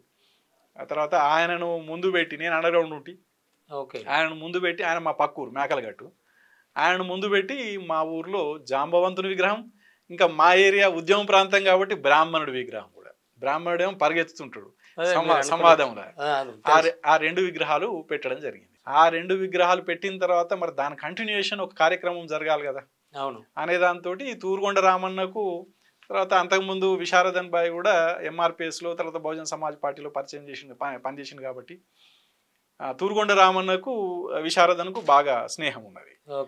ఆ సందర్భంగా తూరుగొండ రామన్న, విశారదన్ మేమందరం కలుసుకొని ఈ కాన్సెప్ట్ మీద డిస్కస్ చేసినాం. డిస్కస్ చేసిన తర్వాత ఇక తను ఏం చేసిందంటే, మేము రాసే ఉద్యమం కాబట్టి, తను బహుజన సమాజ్ పార్టీ కాన్సెప్ట్ కాబట్టి, నేను మీ అండర్గ్రౌండ్ ఉన్నలతోటి కమ్యూనిస్టులతో కలిసి పని చేయదలుచుకోలేదు అన్నాడు. రైట్, కానీ ఎట్లయితే ఏమున్నది, మనకు కావాల్సింది ఏదో రకంగా కాన్సెప్ట్ పోవాలి. అట్లా జంబూ ద్వీపము అనే కాన్సెప్ట్కు అట్లా మేము రావడం జరిగింది. తర్వాత దాన్ని, ఆ జంబూ ద్వీపాన్ని తను అవన్నీ తీసుకొని తర్వాత దేశవ్యాప్తంగా తను చాలా కృషి. మహారాజుల కాలనీ ఐడియా కూడా అక్కడి నుంచే ఉందా? మహారాజుల కాలనీ అయితే మేము చెప్పలేదు, మేము డిస్కస్ చేసుకోలేదు. అది తన ఐడియా. తన ఐడియా ఎట్లా అంటే, డక్కలి వాళ్ళు మాదిగల్ని మహారాజులు అంటారు. ఇదేమి అంటే ఎవరి బుర్రలో పుట్టదు. ఇప్పుడు ఏదో ఒక సమయాన్ని బట్టి తెలుస్తుంది, ఐడియా వస్తాయి. ఇప్పుడు జాంబవంతుడు అనేది నాకు ఎందుకు ఐడియా వచ్చింది, జాంబవంతుడు అనేది మాదిగలు ఉన్నది, నా మెదడులో పుట్టింది కాదు కదా జాంబవంతుడు అనేది.